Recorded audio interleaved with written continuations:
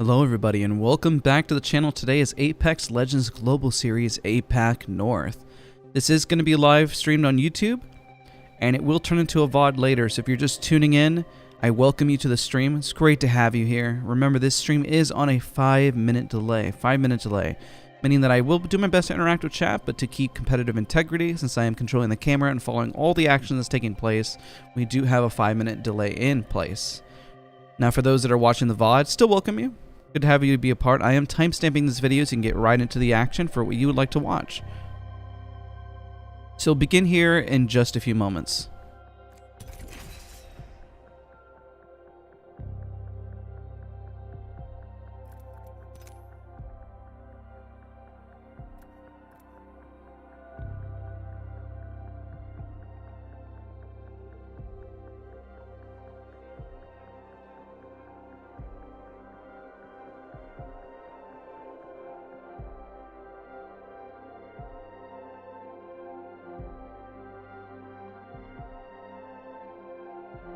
Great to have everyone here. Hope everyone is having a fantastic morning, evening, afternoon, wherever you're at in the world. We're going to begin here in about 5 minutes, give or take. Just want to welcome everyone here to the stream.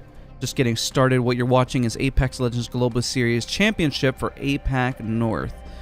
So don't forget to leave a like to show your support on the channel. Every little bit helps to have others find the stream here. So don't forget to leave a like.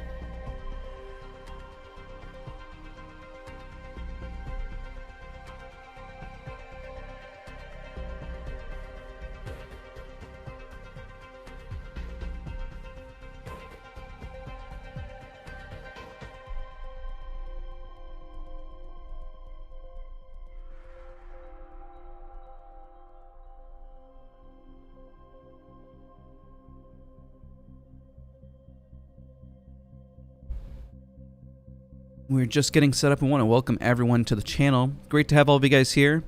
Remember, this is live stream on YouTube on a 5-minute delay, so we'll be interacting with chat. We will be having interaction. You'll see the chat if this is a VOD to the right. Look forward to having everyone be a part, and we look forward to starting here in just a moment.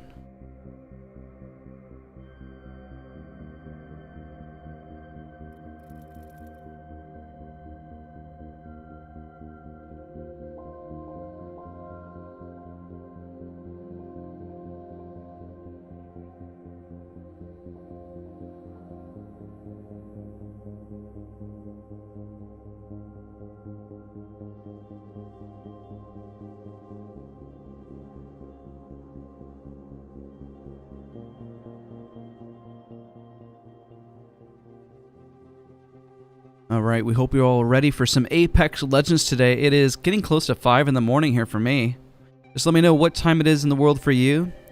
Because, I mean, APAC North, Asia Pacific, if you're unaware of what it stands for. Today's a really big day. We have Group A versus Group B versus Group C. So every single team is going to be competing that we've seen for the last 3 days.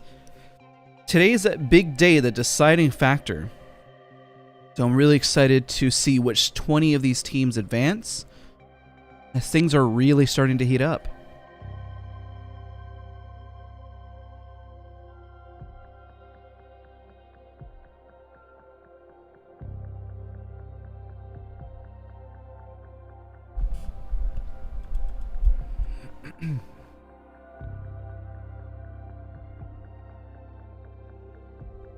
Ladies and gentlemen, if you enjoy what you see, don't forget to leave a like, comment, and subscribe, because we got a lot to unpack for today. So I appreciate all of you guys for being a part of the stream, for just hanging out, and we look forward to getting started in just a moment.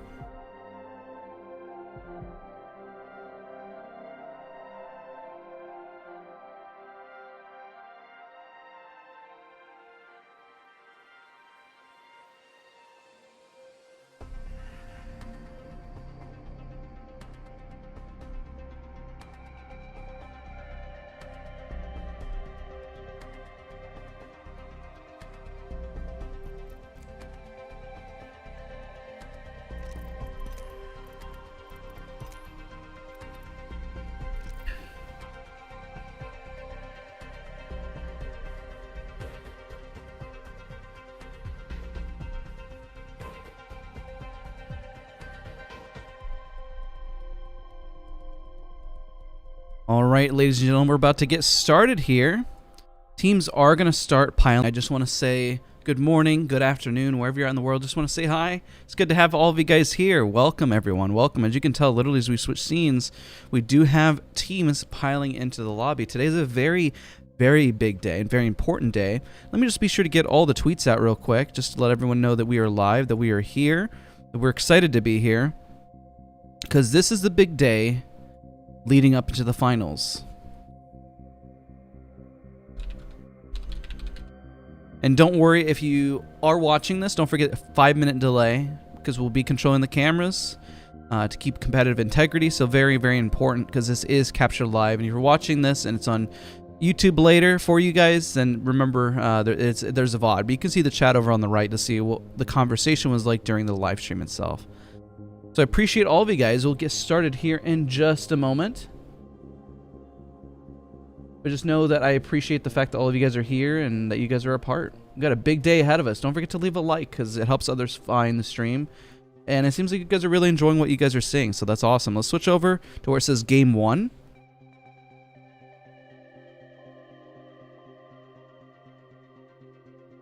I had to take care of a few things. And we should be all set. Don't forget to hydrate. I need to drink a lot more water than I did last time. But it's good to have all of you guys here. Unta, Nate the Dude, good to have you. Welcome, welcome. We'll be sure to welcome all of you guys in chat.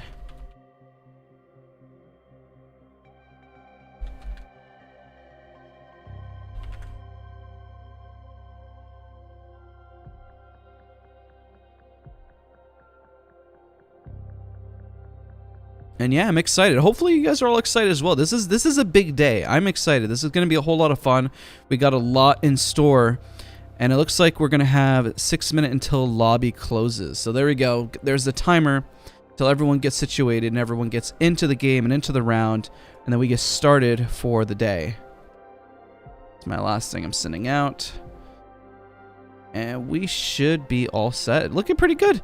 Starting to become a lot more like clockwork. A lot of positives, because today's a big day. Again, this is Group A versus Group B and C. So it's quite the day that is going to be ahead of us. All right, just need 2 seconds.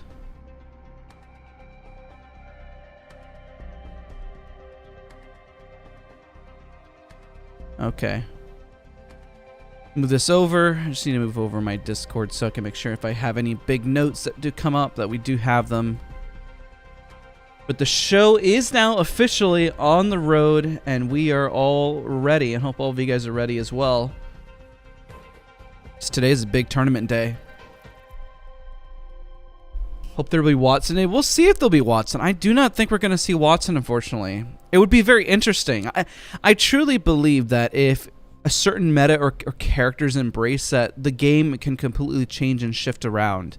I think currently a lot of the pros have kind of gravitated towards certain legends. I mean, let's look back before. It used to be Watson, Pathfinder, and Wraith just strictly. There was no other legend that anybody would really utilize. And then once individuals started figuring out how to make plays, how to fight back, that's when things started to change. And all this does take a little time.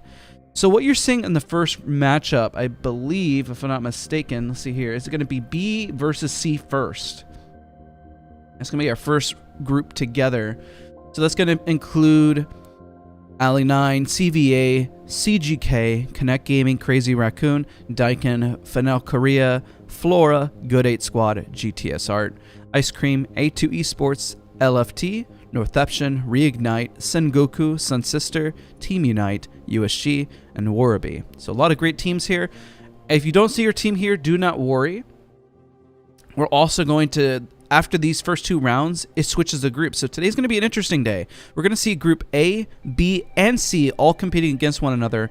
For the first round here, we have B versus C, and then it's going to switch over to C versus A, and then A versus B. So today's going to be a very interesting day and how things are going to shape up. So I'm excited to have all of you guys here.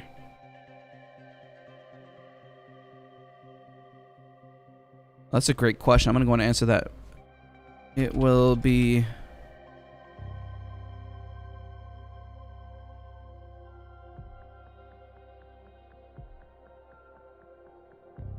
So it's going to start B versus C.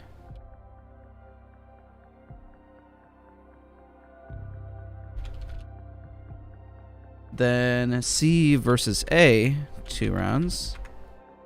Then A versus B, 2 rounds.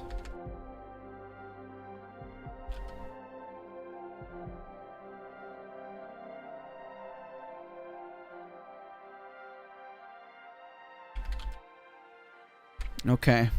So let me put the Wikipedia page so you guys have all that here.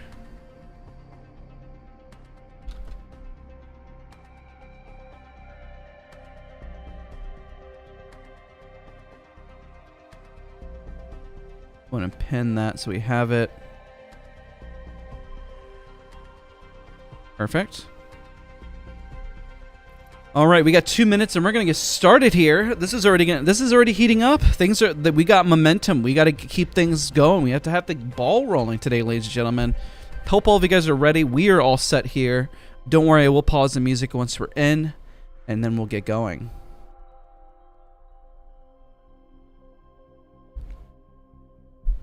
All right, ladies and gentlemen, big day, big day. Maniacs, great to have you here. Oiso, good to have you as well. Sanjin, great to have you. Hope all of you guys are doing well. Owen, it's great to have you. Anyone know when Global Series NA will happen? Later this week. Along with Europe is going to be later this week. We'll be covering Europe. I know Nice Week is going to be covering North America. So we have a lot to unpack for this week. This is going to be a busy week. A very busy week. But I appreciate the fact that all of you guys are a part. And we're all hanging out. That we're having a lot of fun. This is going to be great. We'll see how teams really shake things up. And the fact that after this, we'll look at the master scoreboard of how everything is going to add up completely on the 20 teams that are actually going to all be advancing. So it's very tight. There's a reason why each day has been adding up all the scores. We naturally have a person or a team that takes away that specific day, but all those points are adding up cumulatively.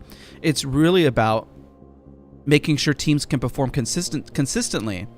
And it's not necessarily about fighting against each other. It's can you perform consistently as your own team and roster, which has definitely made it very interesting to cast. Because we've been painting the narrative of day by day by day by day. No pun intended for people who know that song. But I think it really helps understand who's really on top and who's performing consistently. Anybody who has a standout performance for that day is most likely going to be advancing. So if you saw like Crazy Raccoon, Reignite, any of those teams, as long as they have a just half decent performance today, they should be doing well. All right, looks like the referee stating we need extra time for a few late players. But once everyone's in the lobby, it looks like we're going to get started. Just need one more person to move over. Selly has to move over, and then we're good to go. What's interesting about when we're casting it, you can see the behind the scenes, what everyone is doing here. I know it's just I'm one guy, one broadcaster. I have my own POV. This is why sometimes I don't always go in third-person POV to capture all the action or everything. I just want you guys to see who are the main squads that are really fighting for their spots and paint the narrative for you guys. And we're already going into Game 1, ladies and gentlemen. Game 1 is getting started, and here we go. That was fast. This is a pretty good start. Expanding, it's great to have you here. Thank you so much, man. I really appreciate it. Hope you're doing well. Doing very good today, man. Doing pretty good. All teams are competing today, ladies and gentlemen. We have Group A versus Group B, and Group C. The first 2 matches are Group B versus C, then C v A, or C versus A, then A versus B. So it's going to lag for 2 seconds. Hold on, I'm just bringing up my controls here. And then I'm going to pause the music. All right, let's see what teams pick. What are teams going to pick?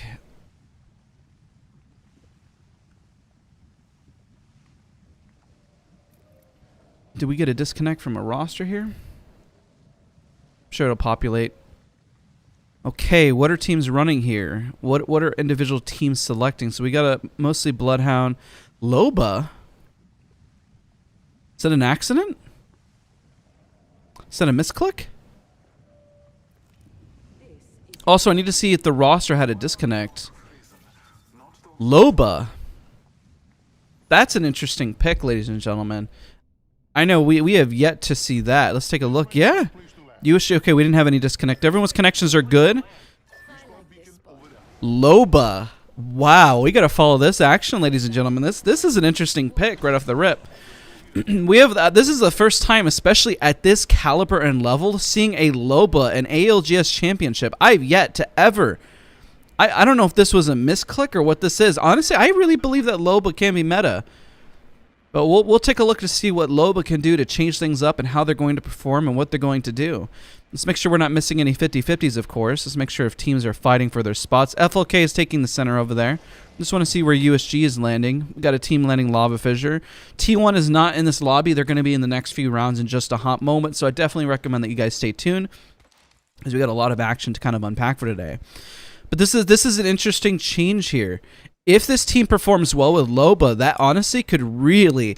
Listen, we could be seeing things, the meta shift here. If USG performs well with a Loba, that quite literally changes everything. It changes everything. And that's a great question. Somebody asked a question, is Captain a Crazy Raccoon? He unfortunately suffered from a wrist injury, and he has retired. We hope that he's able to fully recover if he's able to make a return, but at this time, he will not be playing. So we wish him a speedy recovery.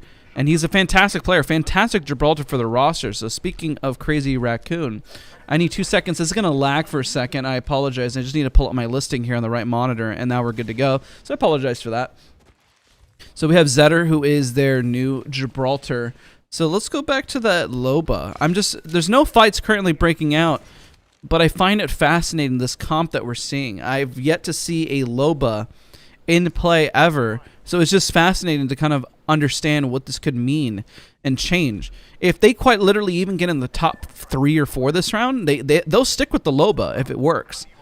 So I'm all for rooting for underdogs, and I love this story of seeing if something changes. This happened before with Horizon, and seeing the meta just shift.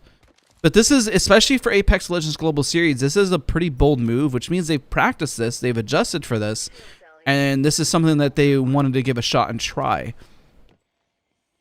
Do we have any teams fighting? FLK looks like, oh, we might have a team from Sun Sisters rotating in. They do see a team. We have Shimaru. Looks like he's got an angle with the Volt, but not taking any initial shots here. Let's see if we do have a team breaking out into a gunfight. If we see any changes within the teams, we'll be sure to capture the action as fast as possible, but it looks like they decide to rotate out. So just as a reminder, I can as well go into third person, as you can tell. The downside is just making it look nice and smooth, and unfortunately, because I am a one-man caster, I think everyone prefers to watch the first person. I personally like that. Let's take a look at Crazy Raccoon. I think they're shooting with the... What are they shooting? I thought I heard a charge rifle Charlie in play. Was it a charge rifle? Alley 9 looks like they're taking some initial shots. Let's take a look at the eye in the sky. This is how I get my third person. Here's a nice third person where I get to cast. They're taking a look at multiple teams rotating in. Crypto sees the team over to the right. Well, Crazy Raccoon has the center, and somebody's taking Donut, as we infamously call it, on the left. And there looks... Oh, hold on. Let's wait a minute here. Wait a minute. Sun Sister God is getting into a little bit of an early fight. They're right above them. They are aware that they have a team above them, and should they push them out... That's going to be the question. This is a little too early for a team not to fight. I don't think they'll get thirded. Crazy Raccoon is probably begging for the third party so they can just kind of int this and push on in if they see a knock. So I wonder if they're just going to hold respectfully. There's a jump pad to see if they can get an angle. I don't know if they're going to push on this. The bottom part of this building is extremely hard to hold. This is not the best building, mostly because you can get opened up here at every which angle. If somebody peeks you from 3 different angles, you're going to die. This is one of the hardest spots ever to hold. And I know that Sun Sister God is aware of this, and they do not have their other Ross. They do not have a Caustic to really hold this. I think if you had a Watson, it might be doable, but I think Caustic would be best to hold this. And there is a jump pad for them to rotate if they need it. So we do have teams all rotating in. We do have a potential fight from Moraby rotating right behind. We're unsure if they're actually going to full commit from the team from Unite. Unite used to be a team that was unsigned, but this team has performed well, and they are signed now, so it's great to see. Your camera flips when you switch scenes. Which camera is the real one? That's a great question. I'm not really sure what you mean. A camera? I mean, I have the camera. I'm saying hi to you. This is... Oh, you mean the angle. Does it, like, personally flip whenever I switch scenes? I'm not really sure.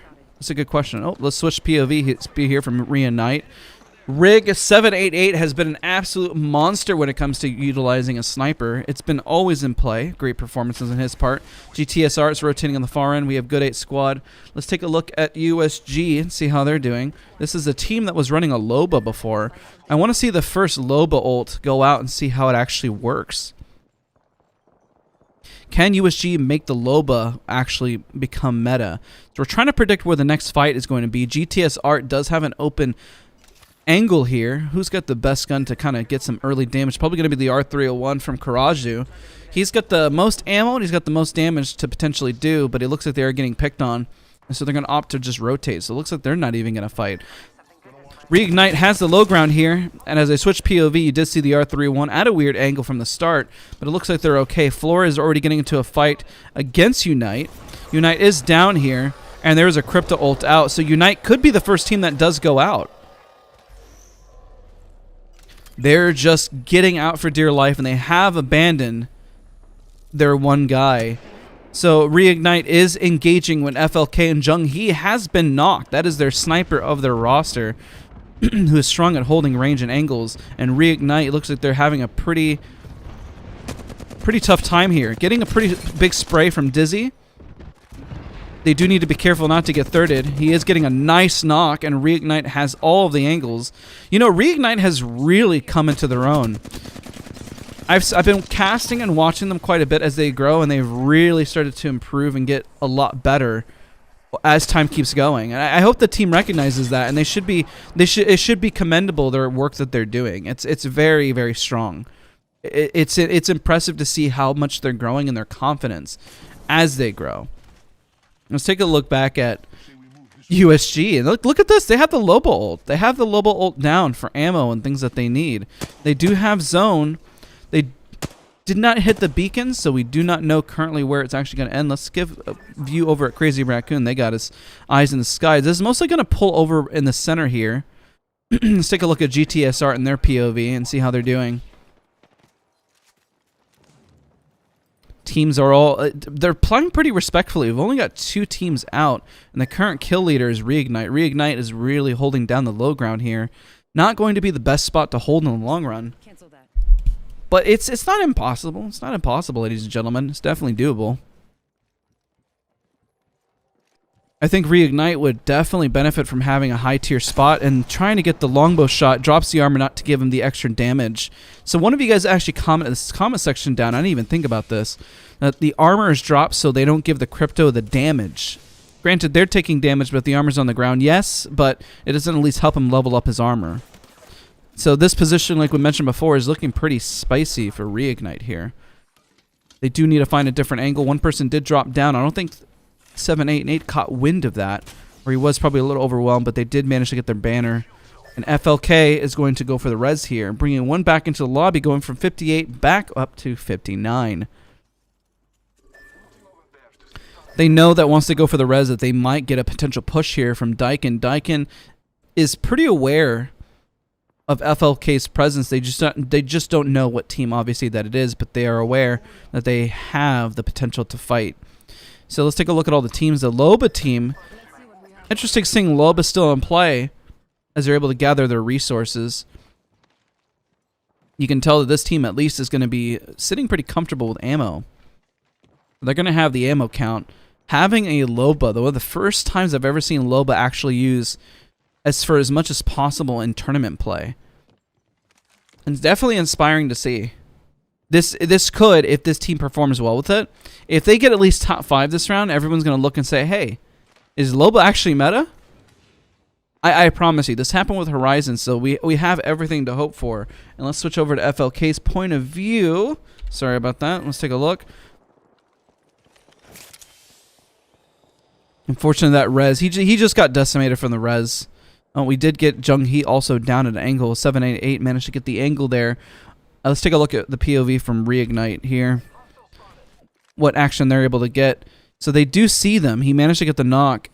He can at least zip up and finish it. He's just trying to play patiently, making sure that he's not going to get dropped on or anything. But he does have his ultimate just to go clear for that.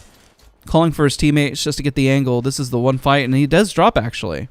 He does see him drop. He's probably hoping that he Wasn't going to see him as he kind of slid by, but unfortunately he did.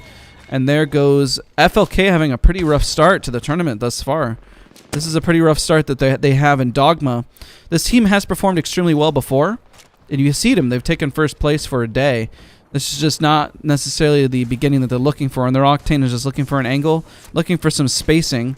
He might be able to rat himself up to a higher position, but at this point, this is not looking good. He's got his speed boost, and he is out, and he is done, and Reignite has pretty much taken out FLK for the first round of the tournament. Crazy Raccoon is sitting pretty comfortable in their building. They do have a gold armor, but nobody's really going to push them. I do not think Crazy Raccoon's going to get into a fight. Sully's got his infamous kunai, just kind of doing the flip, make everything looking pretty spicy here.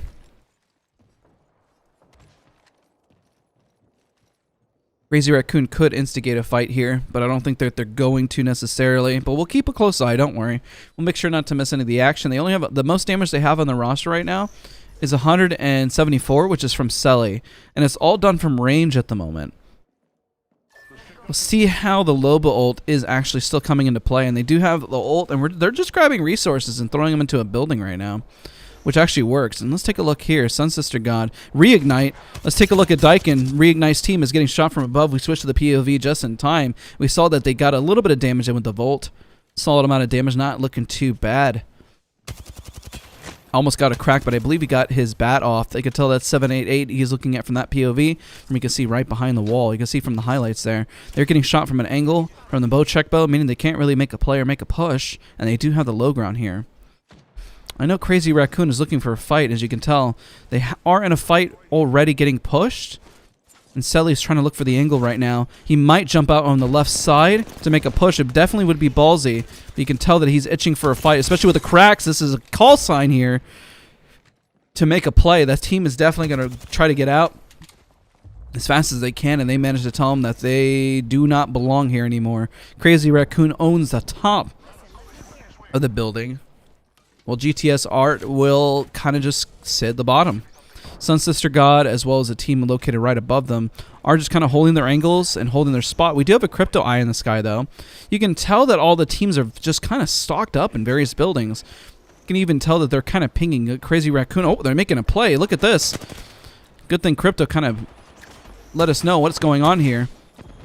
Zedder going in for some clean, massive shots. He just needs one more bullet just to clean up the fight, but that Gibraltar is very slippery with his movement. He drops his ult, but I'm not really sure what the play was there. Maybe get some damage out in the open. I think that was a bit of a panic ult, just to kind of do some damage, but unfortunately just really not enough to hold them out, and GTS Art is kind of a rough start for both GTS Art and FLK in this tournament, not gonna lie, but bit of a rough start there. We'll see how things shape up. Let's take a look at POV. Let's see if Loba is able to make any sort of dominant presence. They definitely have all the ammo that they could ever dream for, and they can pull everything from any box that's located on the ground. So this is fascinating to see. Again, if they perform well and they get into at least the top 5, I'm rooting for them. I'm all for teams making some rotations and changes. I'm all for it. Looks like Crazy Raccoon's getting into a fight. Let's take a look at Zedder's POV, and Selly moving up with a massive solid shot right in the back, and he's going to take an off angle here. Crazy Raccoon knows how to navigate these quarters, and look at that double kill from Selly, getting kill leader with a total of 3 kills. The infamous double kill by Selly. I mean, technically it was a triple kill. So many Halo fans out there, you all know what that voice is all about. Got that POV just in time. He smacked him up with the Terminator shotgun, going for the collateral. There is the Q from Selly trying to time it. Unfortunately, he was like 0.2 too late. But it's okay. They're looking pretty sharp, and they're looking pretty good. We'll take a back and forth from the Loba, seeing how she's going to make a play in the tournament. They do have the back end over here. They have their Loba ult. You know, the interesting part about having a Loba ult is, like, everyone knows where teams are at, so dropping an ult doesn't necessarily mean that, oh, I'm giving away my positioning. Especially in a tournament. Like, everyone knows that all these spots are occupied. Look through the minimap. You can see the highlights. Everyone knows that there's people everywhere, right? There's people everywhere, so there's nothing to worry about there. Also, if you're enjoying what you see and the fact that you like the way Loba's in the tournament, leave a like. This is crazy seeing Valkyrie and low, but this team doesn't even have a Wraith. There's no Wraith. Definitely changing up the meta. Selly is making a dominant push. Selly, jeez. Sheesh. Can we get some sheeshes in the chat? Sheesh. You got to calm down. This is a different Selly from what we're seeing last week. I know before we didn't get a whole lot of POV of Selly, but listen, when people are popping off in a lobby, though, that's who we need to watch. And right now, Selly's putting on quite a performance. Last week they did pop off, but they popped off a little late. This week, Selly is saying, you know, we're not messing around this time around. Listen, we have our stuff together. We have our act together. Do not underestimate Crazy Raccoon, and nobody ever does, but they are claiming dominance of their presence here, and they do see the team that is located right below. And Selly, the master of this navigation back and forth between height and low ground. Once we get that second scan, it might be a call sign for Selly to continue to make a play here. We'll just have to see how that shapes up. Okay, looks like they're not going to fight, but they do have... Let's take a look at the Lobus POV here. This is from Aru. They have all the ammo in the world, but unfortunately, it doesn't look like... Have they connected any damage? They have 80 damage, 98. Not a whole lot of damage, though. Not comparatively to what Crazy Raccoon is doing. Making plays and making pushes. They keep getting scanned, and everyone is fighting for Crazy Raccoon's spot at the moment. Are we going to see another fight break out? Let's see it up top. Not necessarily. We do have a potential fight with Reignite here outside the building. Here we go. Sano getting the angle, going for the Arc Star pushes. They are getting some knocks. Selly also is getting a massive amount of damage. Let's take a look at this cleanup before we switch over to the POV. Once they clean up, and there's the cleanup, we go right back over to Crazy Raccoon, who's also in a pretty strong firefight here. And once we got that cleanup, I know everyone is always curious about how Crazy Raccoon is doing, and the fact that he now has 5 kills to his name. Sun Sister is getting into a massive firefight right outside the building as well. So let's take a look at that. We'll switch right back to the Kill Leader squad. As they're fighting, you know, as much as I say this is the hardest building to hold, Sun Sisters is really holding it together. This is not an easy location to go from. Let's take a look how the Loba squad is doing. Loba is still in play, but this is going to be really hard for them. Very hard. They have very little spots to hold. There's barely any space and angles. They do have a spot here, but is it going to be enough? They're going to get naded out.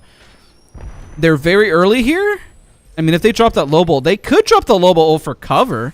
That would be interesting to see. That's not impossible for them to do. Oh, look at that. As we mentioned it, that's there for them to grab. What loot are they going to grab from the Loba ult? Let's take a look. Oh, look at that. The triple take. The Loba ult actually coming in clutch, getting them the armor and loot that they need. They're grabbing stuff out of there, and they're grabbing the resources. That is fascinating to see. The fact that that's actually working. Because they don't have to go for care packages. Just jack that loot right from it. That's really cool. I'm not gonna lie. I like that. That's everything that I predicted. Listen, if Loba becomes meta, I'm calling it first here, ladies and gentlemen. If she becomes meta, okay? I've called it before.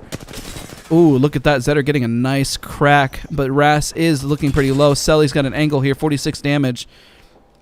Selly's the entry fragger. Let's see if he can get the damage, and there is a crypto drone that is out. And all they're doing is making sure that they hold. They're holding their angle. They're holding, making sure nothing really happens to them. Let's take a look. The Loba's sitting pretty comfortable there. I'm looking at the two teams that are... The one for composition purposes, and nice spray from Zetter there. Selly's got an angle. This is going to be the push from Selly, making the play. 30 damage, but not enough to get the 60 that he's looking for, but close enough. They do have a Kraber in play from Flora. We got to keep an eye on Flora as well. Let's take a look, because there is a Kraber in play. He's knocking some... He's getting a bit of damage. Look at this! Oh, unfortunately, he whiffs. We needed one for the audience there, ladies and gentlemen. Can he get a nice Kraber shot for all of us to see? And there's the reload. Can he get the bat off in time before he gets pushed from a different angle here? Things are getting really tight and really close, ladies and gentlemen. Let's see here. Let's take a look at Crazy Raccoon from their height, from their POV. We'll go back to Florida to see if they're going to manage to get another Kraber shot for us. And Crazy Raccoon is clutching up and cleaning up house up top, but they're looking pretty good. They do not see the guy on the right, though, currently. USG does have an angle down below from what you're seeing. And this is from Flora's POV. Did he drop the Kraber? He's still got the Kraber in his hand. and teams right now are just getting tight on space. This is tight on space. There's just not enough real estate. There's just not enough space, and so teams are kind of have to fight for what they want. And USG, like I said, if they make it into the top 5 with the Loba, that's going to be game changing. I'm rooting for it. I want to see a meta change. And there's the angle from Crazy Raccoon. Are they going to knock him out? Is the Loba going to be able to find an angle and find a space? Is it worth it? Do they have enough information? Is this comp viable? And there's Zetter going for the... trying to buy themselves some space. Crazy Raccoon making a spot. Constantly nading them out. Putting a lot of pressure, and there's a scan, non-stop action taking place. Flora making an angle here, like we saw before. Flora getting the wingman shots on point. Let's switch POVs as he's reloading. Constant damage is being thrown out. Space is limited. Whiffs his PK shot, but he goes for a second here, and there's a bubble for a push to get himself an angle, pushing in. Flora as a team, making a team play, going for the cracks and rotating when they need to. And there's the drone. It's going to be big damage across the board. Look at that. It's over 9,000, ladies and gentlemen. The mass amount of damage that's going out and taking place from them. Flora is making a dominant play, as well as Crazy Raccoon from above. Look at the Loba right there making a play. Loba punching in her teammate, saying, I got you. I'm meta. I belong here in this lobby. We have constant teams battling it out. It looks like Flora, unfortunately, did go down, but Crazy Raccoon pushing on the Loba team. But it looks like Loba's gonna... Is it gonna be enough? They did manage to knock 1 and 2. Loba, can she clutch it out? Unfortunately, does not, but does give him a hard time and a hard fight, and Selly pops his Q to buy himself some time. This man is on fire with an amazing 9 kills to his name. Selly, the man, the myth, the legend, is absolutely on fire, but unfortunately does go out to CGK. CGK has the optimal spot here. If they play patiently, this is looking pretty good. There is a team on height. And there's another crypto ult with 1 million damage going out and hitting everyone under the sun and in the lobby. Trying to buy themselves time and buy themselves some space. What teams do we have left in the lobby? A CGK. We have Flora. Let's take a look. Northeption. Reignite, who's got the height of the building here. Playing it patiently and waiting. Look at that. He's going to bounce for dear life. This actually going to be good. He's got the bird's eye view right here. He's got the bird's eye view. He's waiting. Popping off, and he's going to land right in the middle of all this.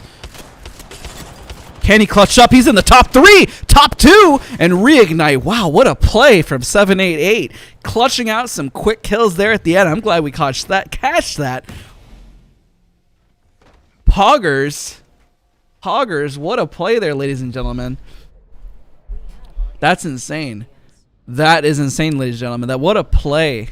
That's exciting to see. Reignite coming in clutch. Was Loba enough? I don't know. I mean, the hardest team that Loba had to face from USG was Crazy Raccoon. I mean, they gave him a run for their money. They pretty much, because it wasn't a clean fight, made it hard and difficult for them.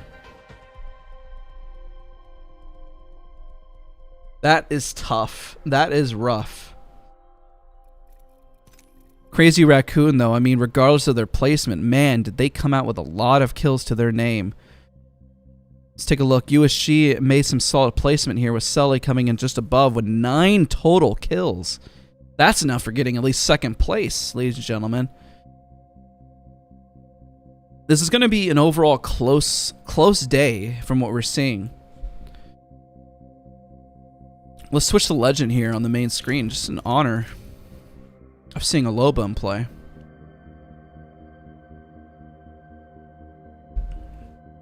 All right, we'll get into the next round. Switching scenes now to Game 2, ladies and gentlemen.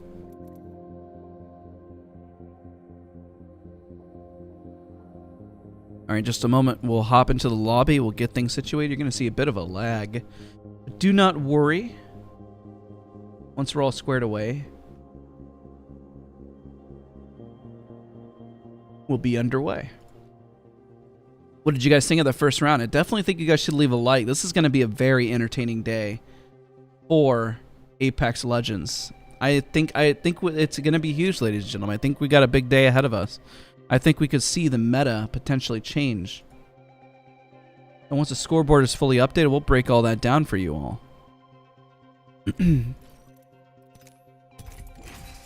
All right, we're in the lobby. Let's have a discussion. What did we see? What worked? What are our thoughts and breakdowns? And as everyone connects to the lobby and to the server, a lot of things that really worked was the fact that Crazy Raccoon, heck, knows how to hold Sorting Factory. And that building that side, they're extremely talented in knowing how to hold it. And Selly coming in clutch with a massive number of kills. Non-stop action. We did capture that collateral that Selly had.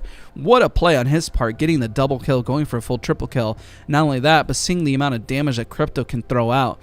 Loba was having a hard time in terms of positioning and finding her spot from USG's team, but I don't think they should switch it. I think, honestly, they should stick with it. It didn't seem like it was hurting them whatsoever. They weren't really missing any utility. I mean, if they had a Crypto, it's not like it would have made him break that play whatsoever. I think they had a lot of resources. They grabbed a triple take. I think it was just a matter of that the spacing that they had and the fact that Crazy Raccoon wanted that from them, that they made a push. So we'll have to see from USG's point of view how much that's going to change things up. But again, guys, don't forget to leave a like. Every little bit helps support the stream and the channel, and it really means a whole lot.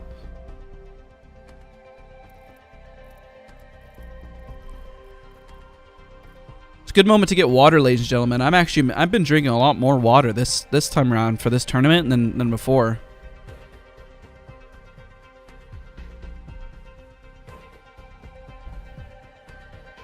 All right.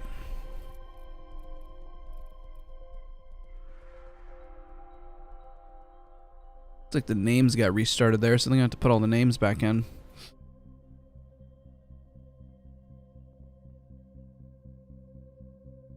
All right, as Matthew McConaughey would say. So team names are just getting updated, and we should be good to go here in just a moment. Yeah, Flora is a team to definitely take a look at. They performed really well. They're playing a lot more aggro today than they did yesterday, so that's exciting for us to see that they're willing to fight, because before they had placement but they were missing their kill points. That's one of the biggest things, but they have consistency. I think they're definitely going to be a top 20 team that moves on as long as they keep up the same performance that we just saw. If they're able to maintain that momentum. Momentum is everything. The teams that are really building momentum that I saw are Crazy Raccoon, Flora, USG, Reignite, all doing quite well. We'll break down the score in just a moment, but there was many more that are having already momentum. Reignite specifically was 788. The fact that he already had they never switch off of Pathfinder, and it's something that I've always highlighted in the streams, that if there is a legend that you are passionate about, that you are skilled at, don't change it. Don't change what works. That play that they got is huge, going up from to a second place, and all because they had a Pathfinder. So if you see something like USG running an oddball comp, or even seeing like a Watson in play or a Loba in play, you don't have to switch if you're good at what you're doing. If you know what you're doing, do not switch it. Don't switch just because you don't think that it's meta. Just because something is meta, there's a great story here to tell. And there was a fighting game, I believe it was, oh god, I can't remember the fighting name. Blanking on it at the moment. But nonetheless, there was a great fighting game where, I think it was Tekken.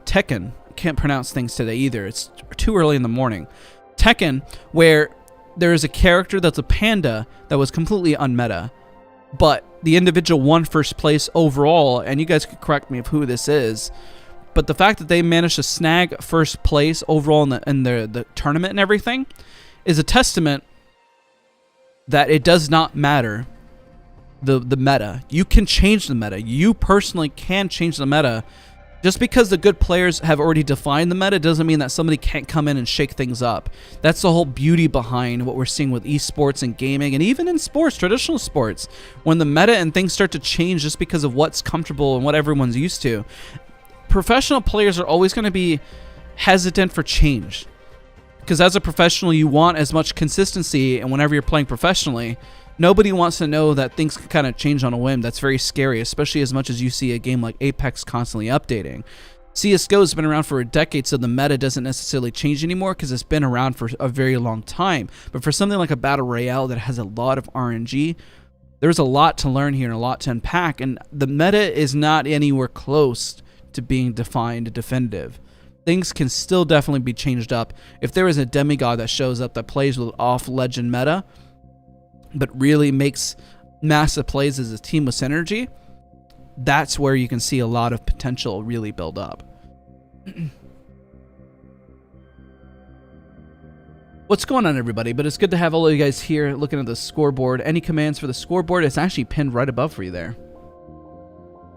Agreed, and 100%, that is why Pathfinder is viable for comp. I think he's definitely slept on currently in the lobby. I even think that Watson is slept on. I still feel that Watson can make a play with the fact that Gibraltar is not necessarily on every single team, and you see variety there. Okay, it looks like we have one person with a PC error, and it looks like they'll be back in just a moment. And once they are, we'll get situated and get started into Game 2 for the day. Yeah, don't forget to drop the like as well. Don't forget to drop the like. How many games are there? We have a total of 6 for today. So right now we got Group B versus Group C. And let me see if the scoreboard is updated. We didn't even talk about the scoreboard. Okay, it's not updated, but that's okay. Because we are having good conversations.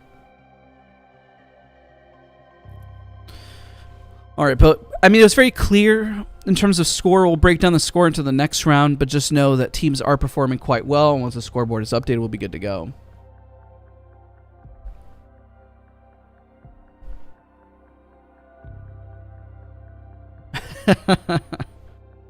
All right, 1 minute and we'll be good to go. Because it looks like, regardless, unfortunately, of his PC error, 1 minute warning.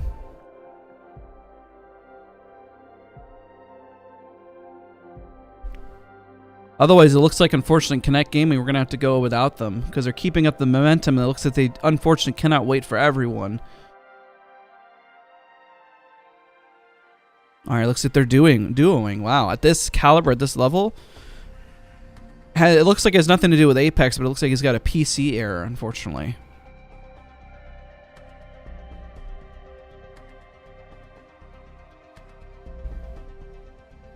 Having one less kill in the lobby, one less person, definitely changes up if somebody manages to roll up with a Connect Gaming. Biggest team we need to keep an eye on is definitely Crazy Raccoon, because they are hungry, as one would say. They are hungry, and ready for some food. All right, looks like the scoreboard is a little slower, but that's okay.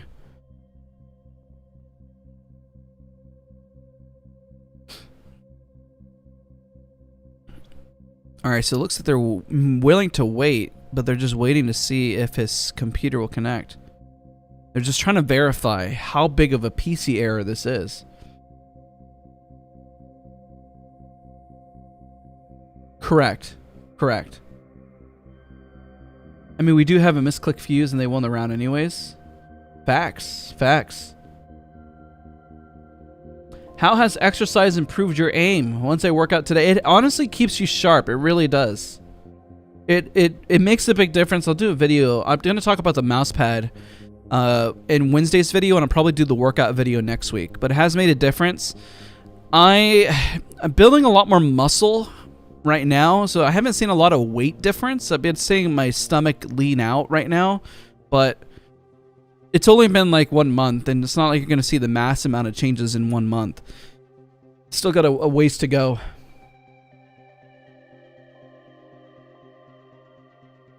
All right, so we're waiting to see if he's able to connect within 2 minutes. If not, they're going to get started and get going.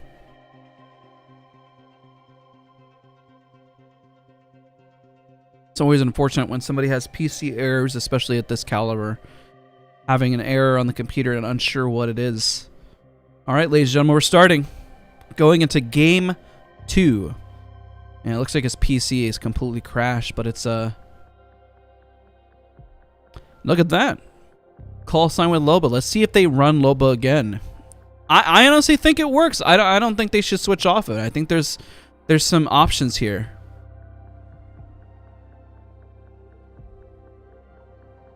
I like seeing diversity within comp. I think it makes it much more interesting instead of seeing the same legends. There's nothing wrong with seeing the same legends, knowing that that is how it's balanced, but I love seeing the variety of what counters what, with some interesting utility that can be brought to the table.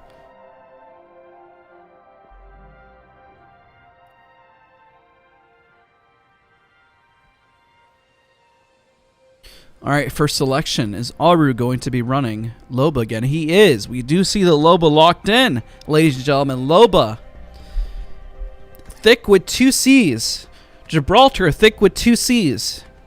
All very thick. Good thick legends. Welcome to thick legends, ladies and gentlemen. No harm in being thick. If you got it, flaunt it. That's what they say.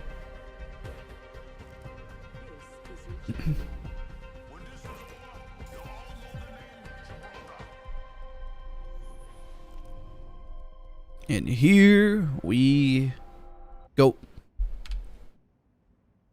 All right, ladies and gentlemen, the music has been paused. We're turning on highlights so you can make sure to see people through walls so we know where teams are positioning or when they're going to make a push and how they're going to make their plays. Got a good feeling about this area. Heard that.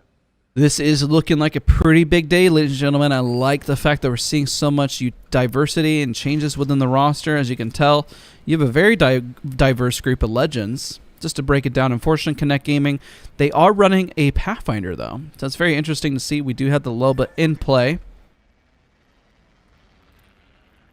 And Crazy Raccoon, no 50-50s are taking place.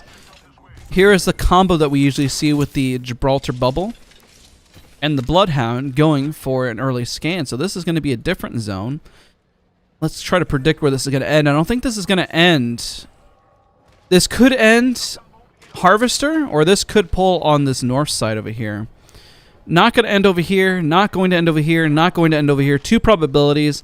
His ping that he saw here, or up on the north side up here. I'm kind of inclined to say in agreement that it's going to end there. Right now we haven't seen any damage taking place in the lobby, so right now we do an early analysis on the lobby and taking place and what is going on. So everyone, as you can tell, the compositions, there's a lot of diversity here. So what are we seeing? We're seeing a lot of Bloodhound, Octane, Gibraltar, peppered in with a little bit of Valkyrie. You got a few Valkyrie comps. This is probably the most diverse comp that we have. I think the Gibraltar, if we take a look, is probably one of the most definitive across the board. I think we have a Gibraltar practically on every side. I think we have a Gibraltar in every... Yeah, there's a 100% pick rate on Gibraltar. It's very clear that the Gibraltar is absolutely mandatory for a squad or a team to run. Gibraltar is just that definitive. It's huge. Everything else can be a little diverse, but it makes you wonder, what if they manage to nerf some utility with Gibraltar? Would that cause for a lot more diverse of a group? Would that cause for other legends more to come and play? Would Watson be a lot more viable? This is why Watson can't be in competitive. I get the question a lot, why don't we see enough Watson? Well, it's 100% due to the fact, excuse me, that Gibraltar, when he throws down his bubble, temporarily breaks down her fences. And because Gibraltar has such a presence, it works for ranked in pubs when not everyone is running Gibraltar. But that bubble, the minute you throw it near, like let's say he throws his bubble out the edge here and there's fences inside, and instantly breaks that connection and ruins everything in terms of her fences. I think one way to nerf Gibraltar in his bubble is to let the fence still make its presence through the bubble. I think that would change up everything if they were able to do that. But I don't know coding wise. That would be really hard because the bubble is supposed to stop everything for the most part from passing through. So if they made that change, I wonder if it would actually break his bubble from being the definitive crack or the definitive way. And let's take a look. There's a lot of teams rotating here. FLK making their way downtown, moving fast, getting some damage done. And this is why, as you can tell, oh my gosh, he didn't go for the bubble. Okay. He threw down the bubble for cover, but unfortunately, this is not looking good for FLK early on already. Jung Hee trying to cover, make some positioning angles here, but unfortunately he might go down as well. This is not looking good for them. Early on, FLK is not having a good day. This is not a good day whatsoever, and they are already out again. Out again, ladies and gentlemen. A team that was definitive in first place from before is now really struggling. Northeption here getting rolled up on. They do have a longbow. The Crypto does have a way to get an angle. Octane is just trying to heal for dear life, trying to avoid the crypto bomb. And there it is, ladies and gentlemen. They do buy themselves a little bit of time, but not enough, really. They're about to get rotated on. One does go down, and Lee Yun is trying to find his positioning, but unfortunately is really unable to. It looks like North Epson could be the next team that does go out. Let's take a look at Flora. Flora's POV.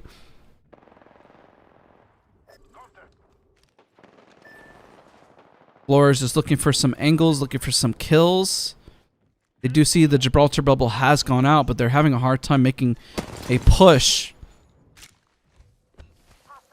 They do take some early shots. It was like an early warning shot, really. All the teams are really predicting that this is going to pull towards Harvester side, and I happen to agree with that. It's either going to pull in the north or Harvester, most likely Harvester. We've seen this ending before. The ending that I'm predicting is going to be like right here. There's like this angle right here. That, or if it pulls on the north side, it could pull up here. It's less likely to pull up here, but it's not impossible. If it does, whoo, man, everyone would be really triggered about that. Because all those teams that are finding their position are going to have to go through the worst choke point of their life. Let's take a look how the Loba team is doing. Oh, you know what's interesting about having the Loba is that she can definitely pull out the gold armor from the vault without having to worry about a vault key.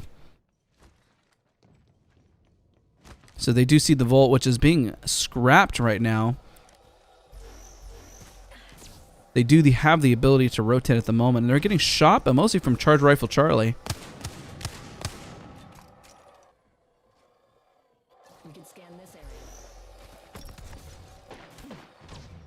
Right now, we're just getting a lot of poke damage in. Let's take a look at CVA's POV. They managed to clutch it. That was a fast fight. That was a pretty fast fight that occurred there. I was trying to take a look to see what action was taking place if we're going to get a fight in there. And then, of course, you know, commentators curse. The minute that happens, I lose track of everything else that's going on. I was trying to predict if anything was really going to break out. USG really got into or CVA, excuse me, got into an early fight there. That was pretty fast. I just wasn't expecting it. I'm not gonna lie. So it looks like Crazy Raccoon is edging. They're very versatile. Crazy Raccoon knows how to edge their comp as well as make a push and play. Do we have any potential fights that are going to break out? A2 Esports does have a hard rotation in compared to other teams. We'll have to see just where teams are going to rotate. I don't think anybody's going to rotate on Crazy Raccoon here. You can tell that most of everything up here is really tight up top. Very tight. So while this is happening, let me hit refresh on the scoreboard. They're going to see a bit of lag, and that's okay real quick. I just want to make sure I can see the scoreboard so I can give you guys some nice play-by-play update, at least on the top 3 teams. So just a reminder, North Epson right now is actually the best performing team. So we're going to keep a close eye on them, which is what we're going to do right now. North Epson is a total of 21 points. Crazy Raccoon is second with 15 points. Reignite in third place with 15 points. We got to keep an eye on Reignite and Crazy Raccoon Crazy Raccoon Reignite as well as North Epson. North Epson has had a rocky start of the overall tournament, but now they've really looks like they've come onto their own here. So we'll keep a close eye on these 3 teams and individuals, and we'll keep rotating between them. Because these are our top 3 teams at the moment. The Crypto giving us a nice eye in the sky, and there is the Crypto ult just to kind of farm some damage. Manages to get a little bit of damage there. Just picking on some teams. So Reignite has their nice little angle here. Not looking too bad, but everyone right now, it's going to get really claustrophobic here for a lot of teams. These teams, realistically, I don't really see if they're going to fight at all. We really have to predict the teams that are going to fight on the outskirts here. That's where the teams are going to really fight. We might have a fight here from CVA. They're really struggling, looks like, from heals. Look at that. Taking a lot of damage. A little bit too much damage. A little too much for comfort, if you will. They do have the team rolling up right next to them, which is GTSR, and I wonder if they're aware. Are they aware of what they see? They're crafting outside of zone, and they're crafting their armors up. So it looks like they're not going to engage in this fight, and there's the port. They have to take it right away to get right into zone. It looks like we are in the clear. Crazy Raccoon's waiting for any team that might rotate onto them. They do have a team with Sengoku, and they have the Loba team right here in the center that's getting picked on. But at least they have the resources that they can collect, which is also a plus. Do we have any potential fights that are going to break out? Everybody is This is New York City right here, a conglomerate of individuals all packed up in like pack rats, because I know what it feels like living in New York. I lived there for a decade. So it's definitely packed to the brim with individuals there. Crazy Raccoon does have a nice angle here. Let's take a look again at Reignite. Reignite is just collecting all the resources that they can. There's a crypto eye in the sky. Look how many teams are here. There's a drone here, but we could see through the walls, but the crypto can't. But look how many teams are just... It's New York City. Welcome to the Big Apple. Full of teams that are all in all random spots and locations. Crazy Raccoon is just begging for a fight right now. They are primed and ready, while the Loba team is completely sandwiched, and A2 Esports is going to try to find some footing here. We might have a potential fight from Warby if they decide to push on in. We're just going to have to see if this actually plays out. So there is the port. Looking for some spacing here, where none actually exist. Managed to get the port. He might be able to play underneath here, but there is a team right above. So I'm not really sure how good of a spot this is going to be, because once the team up above, and there's a Gibraltar that came out of nowhere asking for rent. Give me rent. Give him rent. I don't know if you've seen the memes from Spider-Man 2, but Gibraltar just came out of that building asking for rent. And it looks like the Wraith just responded saying, you'll get this rent when you... I don't know. Anyways, ladies and gentlemen, we all know what it's like in New York City. We all see a conglomerate. And look at A2 Esports rolling right up. Karma getting some early shots of the Spitfire. Spitfire has infinite ammo, just in case you are unaware. It just doesn't run out of ammo. You just keep shooting, and it just keeps hitting shots. It's the beauty behind the Spitfire. Wait a minute. Let's go right back into that, ladies and gentlemen. We got to take a look. There was an angle there. Little fight already breaking out here from A2 Esports with Warby. A little bit of a war taking place. All the action going on. And they're begging for a fight. Are we going to have any other fights breaking out? Is everyone just holding their angles and holding their spots? And there is a potential fight breaking out over here with Sun Sister God. Sun Sisters is waiting for this fight to break out. This fight or A2 Esports is the next one that could potentially break out. So I'll have Sun Sisters and I'll have A2 Esports ready on call if we happen to see any action here. Alright, well I have the two teams on call. The minute I see some action here, we'll switch between these two POVs. Look at all that damage going out. The amount of nades in play. And the Gibraltar goes right in, and here it is. This is the play that they're looking for. Trying to go for the snap, and there's the bubble. They have a 3v2 situation now. Alternator in play. You don't see the alternator too much, especially on a pro level, but it's definitely making a play right now. He's flipping back and forth saying, please stop. Like, there's no reason to kill me. And this just happens to be with GTS, but one does go down. This is not looking good. This 3v2 situation that they were in is not looking as clean as it was before, and they are getting rolled up on by a whole nother team, ladies and gentlemen. A whole nother team. So if we zoom in to see where this other team is located, we switch over. Sun Sisters has the high ground. We'll switch over from the POV if it'll let me. Why won't it let me switch POVs here? I guess it's just not going to. That's fine. Fortunately, Sun Sisters God is trying to get out of this messy fight. But they're going to get chased, and there it goes. Sorry about bringing the map a little bit too long there. I was trying to switch, but it just would not let me switch to the menu. I was like, okay, that's fine. I want to switch anyways. We didn't want to see it. It's okay.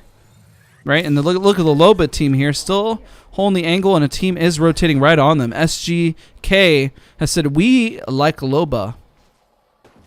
And they want to fight Loba. But this team has responded and said, we don't like you guys. They made it very clear that they don't like him. They could use the Valkyrie for rotation. Let's see if they decide to do it. Because they are in a really tight spot, and the zone is closing in 33 seconds, so they might have to use Valkyrie. And I think this is the only Valkyrie in the lobby, if I'm not mistaken. Yeah, we do have a Valkyrie with good 8 squad. Let's see if they decide to use the Valkyrie as a rotational tool. But when they do, God bless, because there's no space. There's nothing here. So when USG comes into, arrives here, they're going to have to Gibby bubble And there's nothing going to exist in terms of space. They are flying into an absolute death trap. I mean, I guess they could have the height here. It's not looking too good. They need to fly up. They need to go right upstairs, and there it is. And they're going to fight them on this. I don't know if they're going to be able to fight this out. Reignite also getting into a solid fight. They did have a strong rotation. They're getting flanked at an angle here. Is this fight really going to be worth it? The Valkyrie did give him the rotation in, but the team has decided to back out for just a second, and the Loba is down, and it looks like USG might go down here. Reignite getting into a solid fight, so we can switch over to Reignite's POV in just a second. Let's switch over to Reignite. This Reignite does have a close fight here as well. Switching back and forth. I think USG is going to go out. I don't think they're going to make that, unfortunately. So let's see what Reignite happens to do here at this angle. A lot of fights are all going to break out all at once, so there's only so much that we can do to capture all of the angle and all of the action, unfortunately. So we'll just kind of have to stick with one POV to see what action is going to take place. Who is the current kill leader of the lobby? It's still CVA, oddly. CVA still has all the kills in the lobby right now. They have the most kills, so right now nothing's happening. If we look at match stats, Reignite is a team that's also got the most kills as they are edging here. They have 1 minute and 23 seconds to make a decision to rotate in. And USG, just confirming, has gone out. So they are out. We do have the top team, so we have North Eption and Crazy Raccoon. So let's take a look at Crazy Raccoon's POV, and we just came just in time for them to get into a fight here. Let's take a look at Sully's POV and what he's going to manage to do, how he's going to clutch this out. Sully lasering. Unfortunately, doesn't get any cracks, but he did get a nice spread of damage there, and the Arc Stars are out and in play. Trying to play patiently. This is not a clean fight. They could get easily thirded. They're waiting for the right shot to take place, and they have managed to recover. Let's take a look at the mini-map, make sure they're not getting rotated on, and they are in the clear for now. Ali9's team is in a messy situation. They are becoming the sandwich. Everyone loves a nice sandwich. Everybody in chat, leave a like if you like sandwiches. I don't know if everybody likes a sandwich. But this is pulling not from where the spot that we thought, but it was actually pulling towards the center here. So, completely different from the spot that I thought. Reignite has a nice angle here. They still have a total of 3 kills.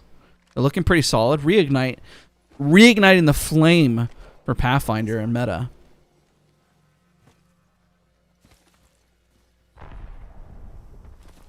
Trying to create space where space does not necessarily exist, ladies and gentlemen.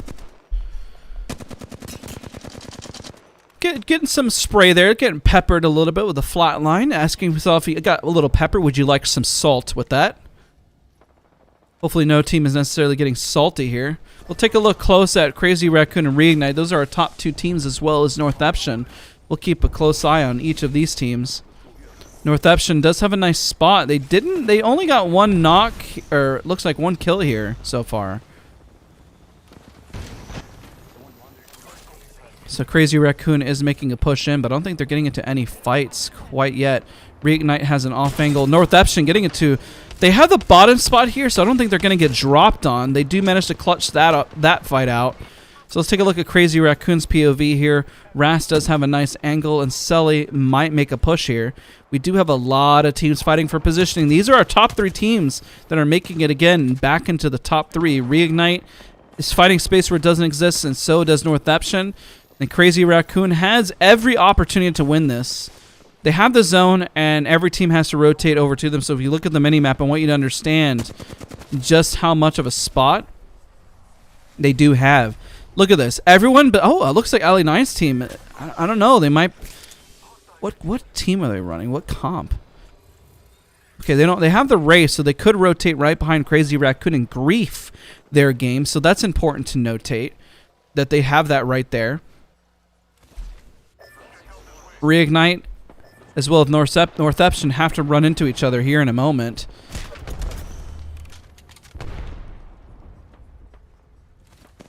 As long as Crazy Raccoon plays this patiently and does not get overly aggro and get cracked like they're about to do right now, they'll be fine. They just can't utilize too many resources or expose their positioning too early. Because right now, that's damage that they do need. And, you know, it's important that they don't get caught out here. So we're going to keep an eye here with Sully's POV because he is the entry fragger, and they have literally bird's eye view on all the teams that are rotating, so they have the nice angle for all of us to really commentate. Because everyone has to pull towards them. Actually, let's switch over real quick because Northampton's in a fight with Reignite. Let's see which team clutches out. It looks like it's Reignite. It's going to clutch it out. So Reignite has taken out Northampton, with Reignite Sano coming in with a solid 5 kills. So let's take a look at his POV. Sano really popping off. He's done it before. This is looking pretty solid. They have their spot here. I don't know if they're going to get into another gunfight. All they need to do is just hold. They got to hold the door and hold their stocks. No reason to sell your stocks at the moment. Ras getting some solid damage in, almost as well as the kill leader. We'll take a look at Ras's POV. All right, again, Crazy Raccoon does have the best positioning here imaginable, quite literally. They have the best positioning. Reignite, decent positioning. Enemy over there. Let's explore this way. This is gonna be tight in space, ladies and gentlemen. This is gonna be tight in space. You can see the teams through the wall. You can see one team on the upper left, one team down below. We do have Crazy Raccoon on the right. We only have 5 teams remaining in the lobby, so those teams that we do have are Reignite, Good 8 Squad, CGK. Only a few left remaining.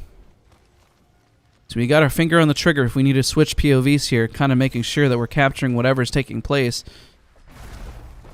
So Crazy Raccoon has decided to push right into the center. This is definitely a ballsy play. Crazy Raccoon does have down below, and Reignite is pushing right in. Reignite has a lot of kills to their name, and they're making an aggro push here. Getting the flank, getting 1 knock. 2 knock, almost 2 knocks. It's the Dr. Seuss of kills here. 1 knock, 2 knock, 1 knock, 2 knock, all taking place, and Ras is also popping off down below here. You got Reignite and Crazy Raccoon just running away with this tournament, ladies and gentlemen. There's a lot of kills both to their name.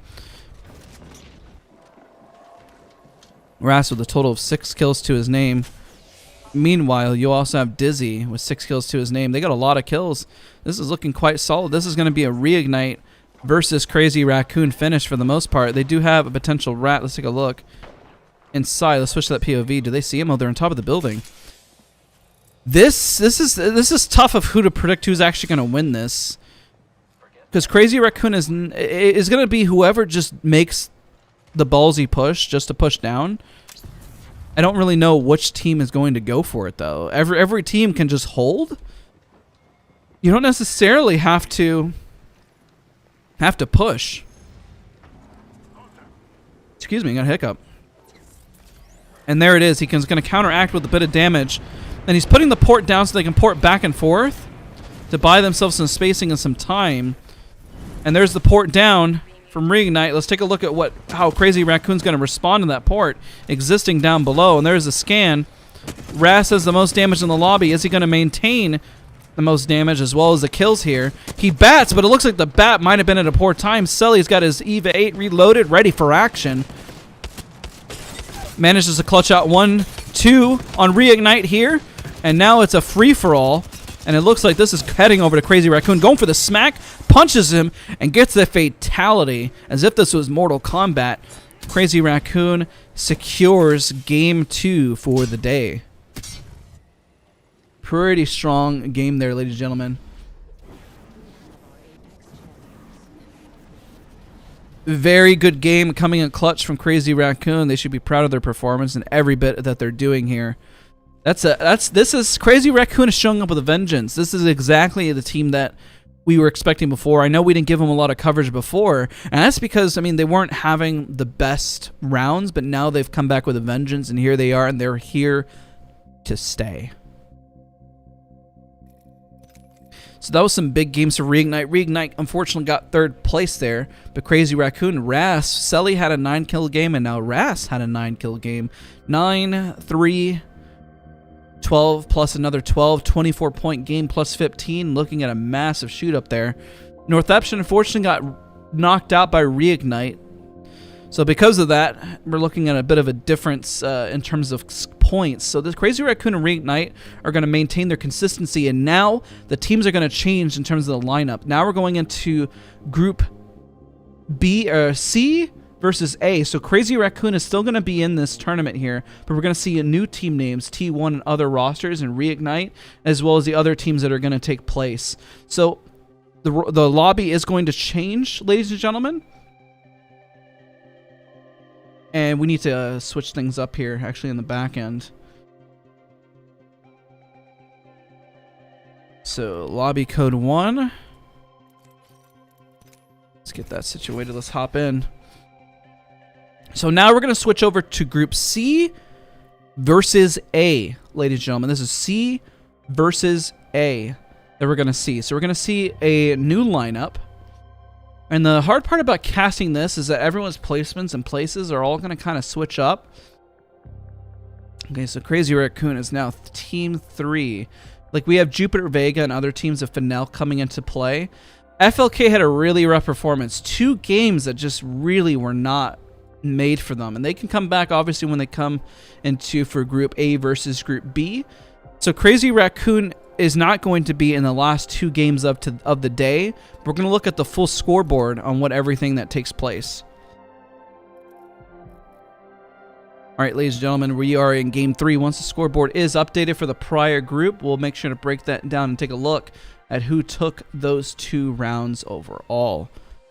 I need to go grab myself additional water. Everyone should grab some water. Be sure to have leave a like if you're enjoying what you're watching, enjoying what you're seeing. It means a whole lot, the fact that you guys are here, being a part of the stream, being a part of the channel. Because we got a big day ahead of us, ladies and gentlemen.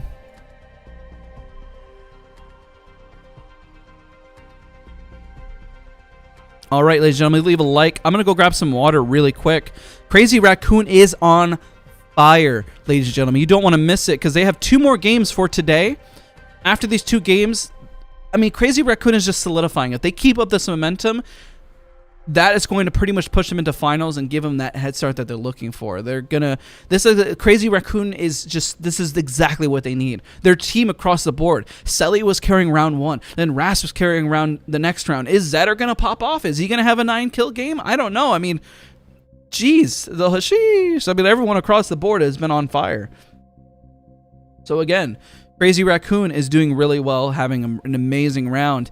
Let's go grab some water. Go grab yourself a snack. Let's get right back. Leave a like. Don't miss anything that you're about to see. And I'll be right back, and we'll look back into the scoreboard once we return.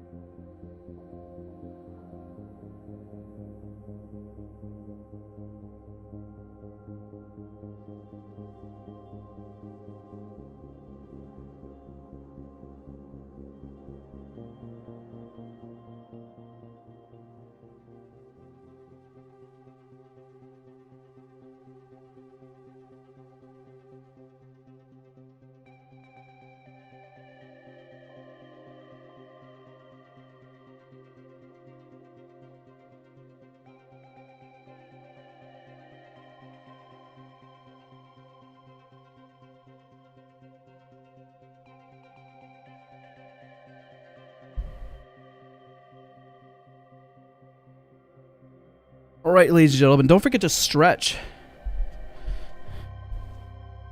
Don't forget to stretch and get up and walk around. I don't know if we're going to have any breaks in between.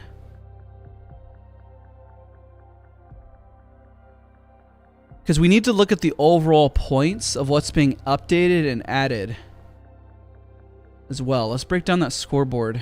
Let's take a look. All right, let's look, ladies and gentlemen. So this is Group A versus Group C. From what you're seeing here, Crazy Raccoon definitely carried. Look at that. Jeez, consistency. 12 kills across the board. This is going to be massive to the overall standings. Because Crazy Raccoon, from what you're seeing, we're just missing day 4 analytics and numbers, which let me see if I can pull that up real quick. Because the big painted picture here, as the scoreboard does get updated, look, this is actually what we're going to look at instead. 2 seconds here. Because now that we're looking at things, the main scoreboard that matters most. Take a look at Battlefy. Where is it at?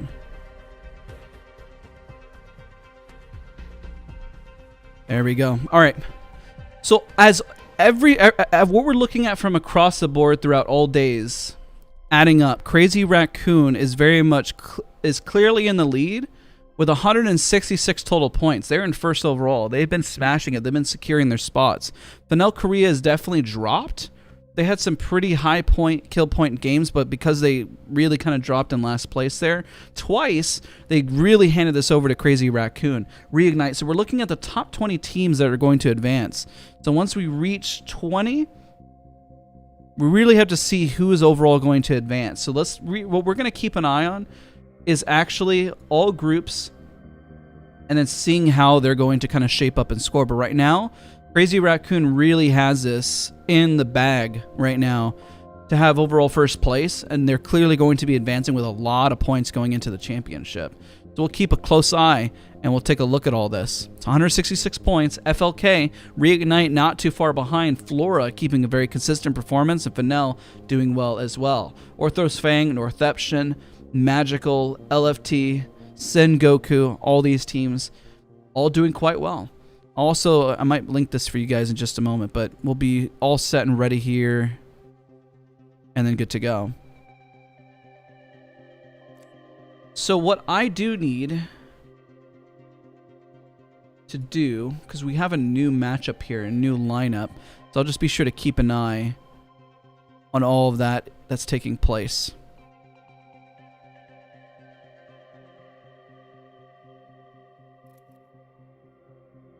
All right, so we are all set and ready. We're just waiting for the teams, as you can tell, to kind of get situated.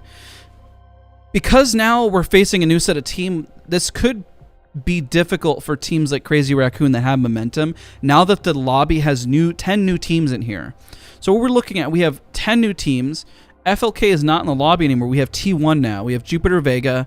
We have a whole new onslaught of a roster, because now this is going to be... Let me look at the set that we have right now.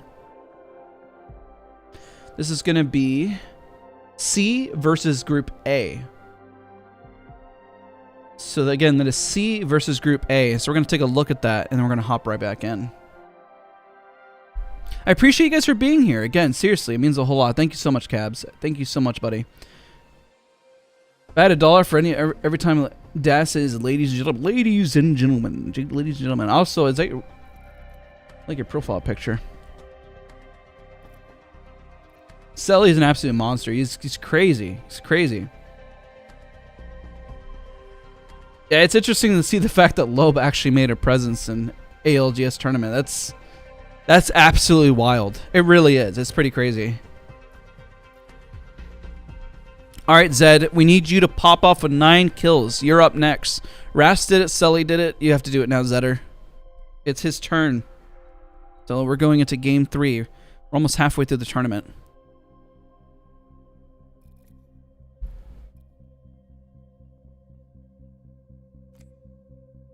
Are we missing something?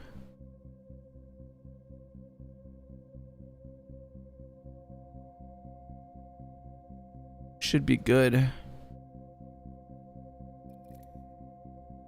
We're missing RXR Clover. Let me make sure. See what's the word.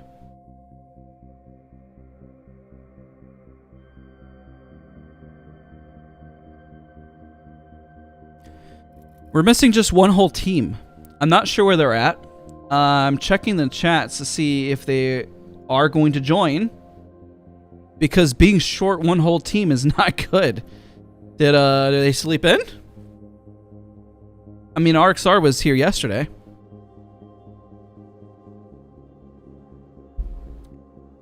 Get some Betty by? I mean, listen, I got up at like 4 in the morning just to cast. Where are you guys at, RXR? Where's RXR?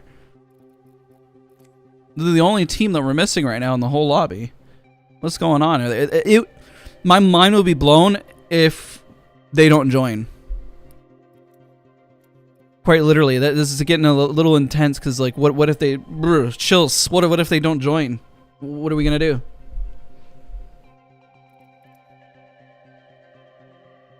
You know somebody we haven't seen in a while in competitive Apex? Mirage. Remember when we used to see a bit of Mirage? Scoreboard? I'll put the overall scoreboard. I'll do the Battlefield one. Let me see if I can give you guys this link. 2 seconds. I think you might appreciate seeing this updated. Because these scores are just going to keep updating on the top 20 teams.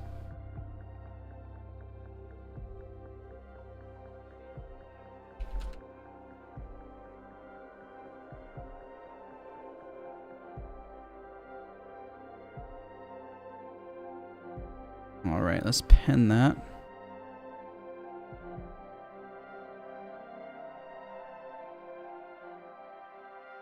And then we'll be underway. Extra time for Team 14. Okay. We're missing a whole team, ladies and gentlemen. Can I get a like for every time I say ladies and gentlemen, ladies and gentlemen, ladies and gentlemen, ladies and gentlemen, ladies and gentlemen? How many likes can we get? For every like, I say ladies and gentlemen. So how many likes do we got right now? We have 254 likes. So that means that I have to say ladies and gentlemen 254 times in the stream. I'm not actually going to do that.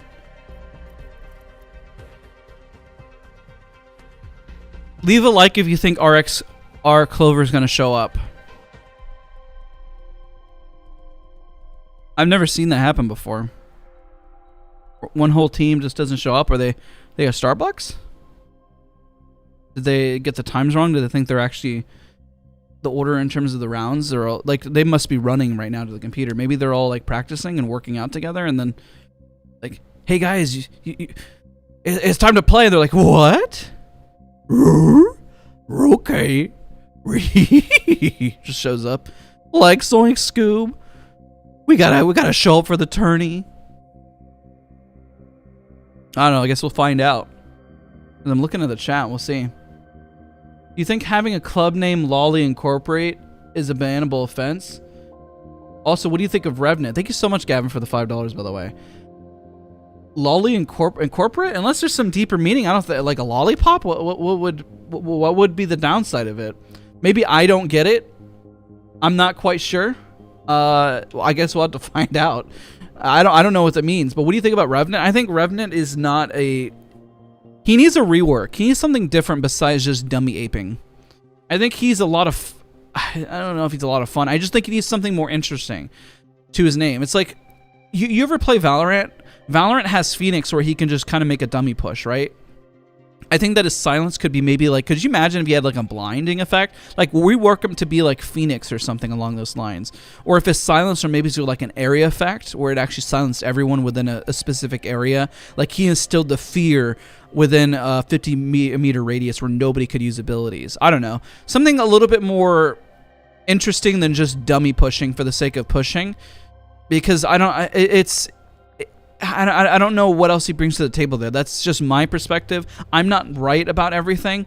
I'm just one man's thoughts. And here we go. Looks like we have RXR joining. Okay. They are showing up. They are here. I wonder what happened. Why are they so late? But you know, better late than never.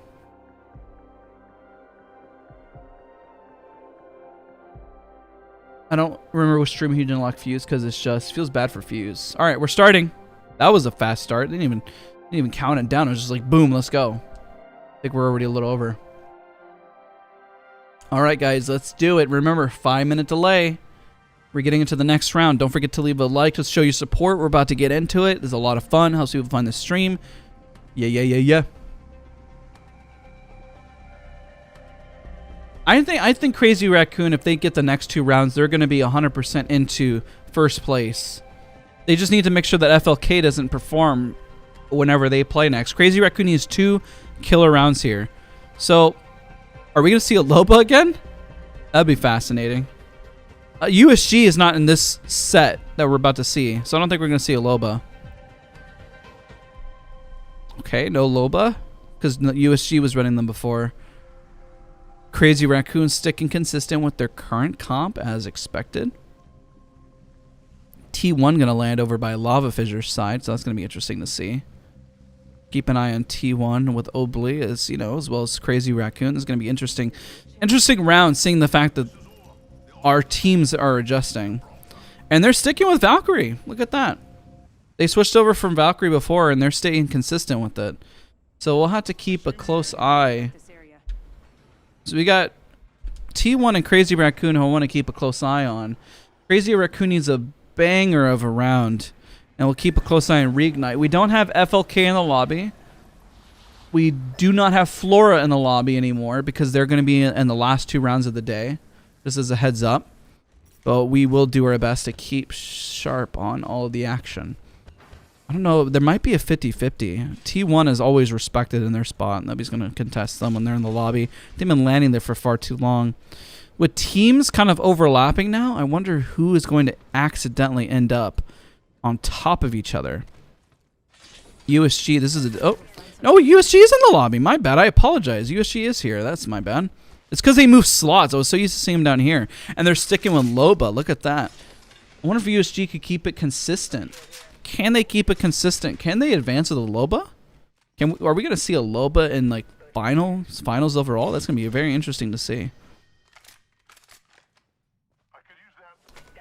All right, this is the RXR Clover. It looks like they got wind of a team nearby, but the team CVA is managing just to rotate out of there. They're rotating out, and they are fine. Let's turn on highlights so you guys can see through the walls. So you guys can have that extra information just as much as I need that information as well. So Crazy Raccoon, are they contested anywhere nearby? No, they looks like they're clear. They're sitting pretty comfortable. They're okay. T1 uncontested in their area, so we didn't get any 50-50s. No 50-50s, no 50 cents here.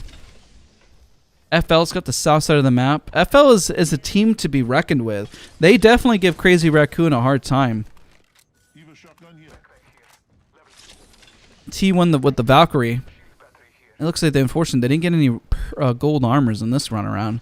Their armor situation isn't looking as good as it normally is. That's just due to sheer RNG.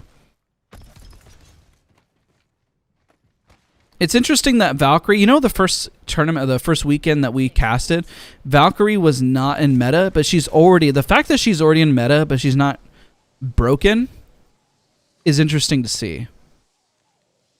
T1 making an early rotation. They could run into Reignite here. See if Reignite catches wind of T1 rotating and what they're going to do to respond. Are they going to let them pass right through? As you can see from the distance, T1 is going to take the next balloon here. We'll let the Valkyrie be the eyes in the skies for us. Valkyrie, take it away. See if they scan it. There they go. They do see him. So T1 running into Reignite here. Are they going to go full on aggro on this?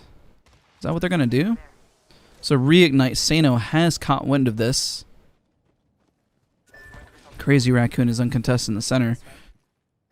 So T1 is rotating pretty much for free. They don't have anything to worry about. Reignite, it looks like we're going to see them just pass by each other. We may have a potential cross here with Fang, who's doing very well as well in the top 10. They're looking pretty strong. Nothing to snuff at what Fang is doing. Fight, switching around over to the Octane, getting some solid shots of the flatline. Trying to give the enemy team a nice flatline there. Making his way downtown, going fast.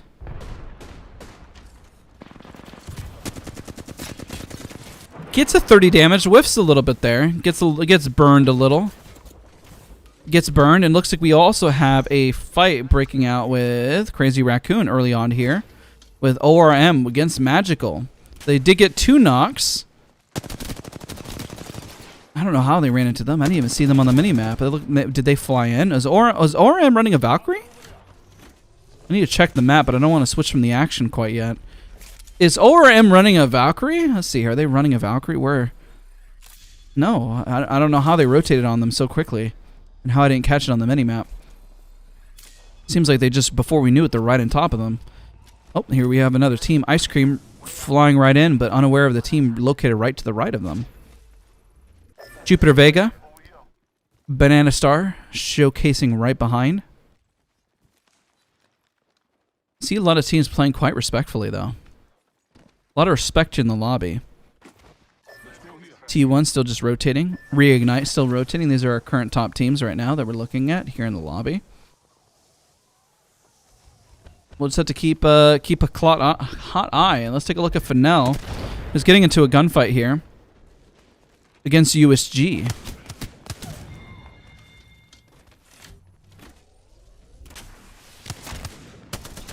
Did they really just kind of catch him out of position there, huh? This is a different USG. We have 2 USGs in the lobby right now. Reignite already getting into a gunfight. Let's take a look at their POV.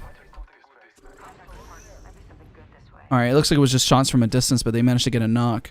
Who is the current kill leader of the lobby? Says it is Zetter, but that's not right. That's not right. Alright, we'll just hold on to Reignite here and just kind of see what they're going to do. This is definitely going to pull towards the south side here. We have a few potential fights that are going to break out. Reignite, man, with the sniper, he does work, dude. He knows how to work it.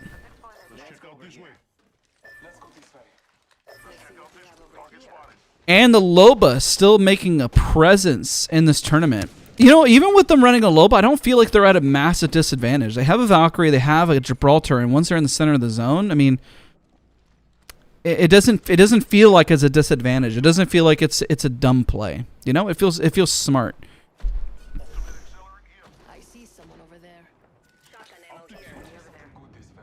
Take a look at Crazy Raccoon's POV here. Getting a solid shot, so we came right in time for that. He tried to go for the res, but unfortunately just gets absolutely decimated with the anvil receiver. Oh, there's a team getting rezzed. Sally spazzing out a little bit, and it looks like FL is getting into a gunfight as well. FL managed to knock one from USG. This is just unfortunate for USG. Alright, let's see if they're gonna push on this. Crazy Raccoon, that is. I don't think they're going to. Oh, and there's the other res.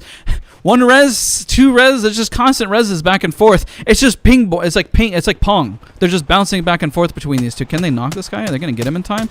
Oh, unfortunately they do get the knock. That's looking pretty solid on their point POV, but Unite has done quite well overall in terms of placement. But it looks like Crazy Raccoon is going, it's full sending at this point. There is the Bloodhound scan. Ras is screaming, I want another 9 kills to my name. Gonna start wearing them like badges. And there's a knock. Ras flying in like a crazy trapeze. And they're just running for dear life. And Ras is the hunter. Oh, it's almost like Valor. I am the hunter! Very nice, and they go for the cleanup. Not pretty clean. Pretty clean fight, and they just got better positioning because of it, so that's looking pretty solid. Now we just have to figure out of all these million fights, which one's actually going to break out next. Because look how many people are over here. So there's teams over here predicting that there might be a fight over here at Jupiter Vega. Everyone's just kind of going for some early peaks here. They're all located in various parts of the building. As you can tell, there's a team down below, a team up above. Everyone really fighting for some spots here, though. I don't know. We don't know. It's gonna be up in the air of who's actually gonna fight. Nobody really wants to fight. Well, Loba just steals everything. Team from a distance shooting. Is that from Reignite? Let's take a look. Is that Reignite shooting that? No, it is not Reignite. But we do have Fennell and Crazy Raccoon. Crazy Raccoon is getting very aggro, so let's take a look at their POV. Crazy Raccoon is, I mean, they have built momentum this tournament, ladies and gentlemen. We came just in time over here, and Sully going for a kidnap. He's like, leave a like if I'm going to kidnap you. Sully also has a YouTube channel that you should definitely check out as well. Very talented gamer. I believe he came over from Overwatch, if I'm not mistaken. If I'm incorrect about that, I apologize. It's just that his aim is crazy. And he's also jiggle picking like an absolute boss. There's a team all the way in the distance over there. But it looks like they have their footing. I don't think that anyone's going to contest them on this side of the map, so we really shouldn't see any fights. And that team that they were picking at, FYI, was T1. They have really weird angles up here, but they're using the Valkyrie to its fullest extent. Valkyrie did get a slight bug fix. Whenever you popped her ability, she would fly up in the air. or she could hover for an extended period of time. I covered that in a guide, but it looks like they fixed it already. Oh, we have a team flying in. Jupiter Vega are trying to rotate in, but getting picked on from every which team. I don't think that they're going to be able to survive this. They're getting shot at way too many spots.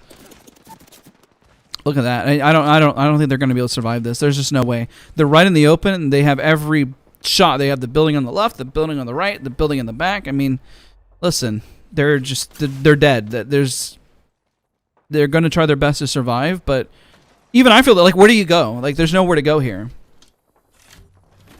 I mean, I guess they could just hide in the rock. All they're going to have to keep doing is rotating back and forth and just buy time. That's all they can do there. So T1 is just taking some shots. Is that Reignite shooting at him again? Take a look at what Reignite is doing here. I asked to Reignite taking shots. I figured the only person who's bold enough to run a sniper and shoot Crazy Raccoon would be 788. Man is an absolute legend. He's had some phenomenal Kraber plays in this tournament thus far, and I think it was day 1. I mean, the dude almost got a 4K badge in a tournament. Who does that? He got 3,548 damage? I mean, sheesh. Getting a 4K badge in a tournament is next level. That's some nice clickbait on a YouTube video. I hit 4K damage in a tournament. And it really works. I'm kind of surprised he's not topping off. I don't think he has all the resources in the world. That's on T1 right there. You got that longbow shot, and he leveled up his arm. He's probably, I guess that makes sense. He was saving it for the bat. So, respectable. I understand. I get it. Makes sense. Fennel is just holding up the building. Everyone's just kind of holding up right now. Everyone's getting shots, and everyone's fighting. Let's take a look at Fang, who's rotating up. See, let's go back to Fang. Sorry about that. We also have as well RXR Clover getting into a fight. But we'll hold on to Fang here just because they're making the push of a century. Look at this. And there's the Gibby ult back to kind of push them away. But are they going to push away? Or are they going to fight? Infight here is ready for a fight. Once that bubble is out, they have the height. They have the advantage here. Spitfire go do. He's just infight, just spreading all the damage, all the love. And there's 104 damage on the back here. He's going to rotate on this. Can he get this for free? Imagine he falls. If he were to fall here, that would be absolutely insane. I don't think he's going to fall, though. He's good. He's got this. He wins these. And there's the bubble for cover. They're going to keep rotating. They're going to keep pushing. I don't think he sees the guy on the left. Just need that Bloodhound scan as they're getting shot in the back. Getting hit pretty hard there. But I don't think they're aware of the team over in the back. They're about to roll up on T1 here. Let's take a look at Zetter's POV, because Zetter just got a knock on Unite here. Zetter, where's your 9-kill game? I believe in you, man. Are you going to give all the glory to Ras? You giving all the glory to Ras again? I mean, sure. I mean, Ras can get another 9-kill game. He's been on point this whole time. Let's see if he actually does it. T1 going for the cleanup. Is there any teams around them? There is not. Fang is just constantly rolling up. They're rolling up on... Is this on T1? Yeah, that is. They're completely disrespecting T1 in this lobby right now. There's the bubble for the push. They're rolling right up, and they got the EVA 8 in hand. Nice damage. This is T1. T1 is going to go out here. Oh, my gosh. And Crazy Raccoon sees what's happening, and they're going to push on this. T1 is going to die. That's it. They have Crazy Raccoon is like, thank you. It's free real estate. They have nice positioning here. They're looking pretty solid. We got LFT, just kind of chilling with the, just vibing. RXR Clover. Is that stick drift or is that him actually moving? I don't know if how many teams are apart. Making sure I saw my messages. Looks like we're okay. Okay. CVA. Let's take a look at the rotation as they rotate into this massive fight. Got the scan in. They do have an uphill battle here. If I were CVA, I'd definitely try to push something. You got 38 seconds to make a play. You're going to go right, you're going to go left. When crossing the streets, make sure to look left and look right. It's quiet in the lobby right now, but that's just because teams are about to fight. And look, RXR, look at them rotating right behind. He says, I'm a part of the crew, right? Is this for me? I made this.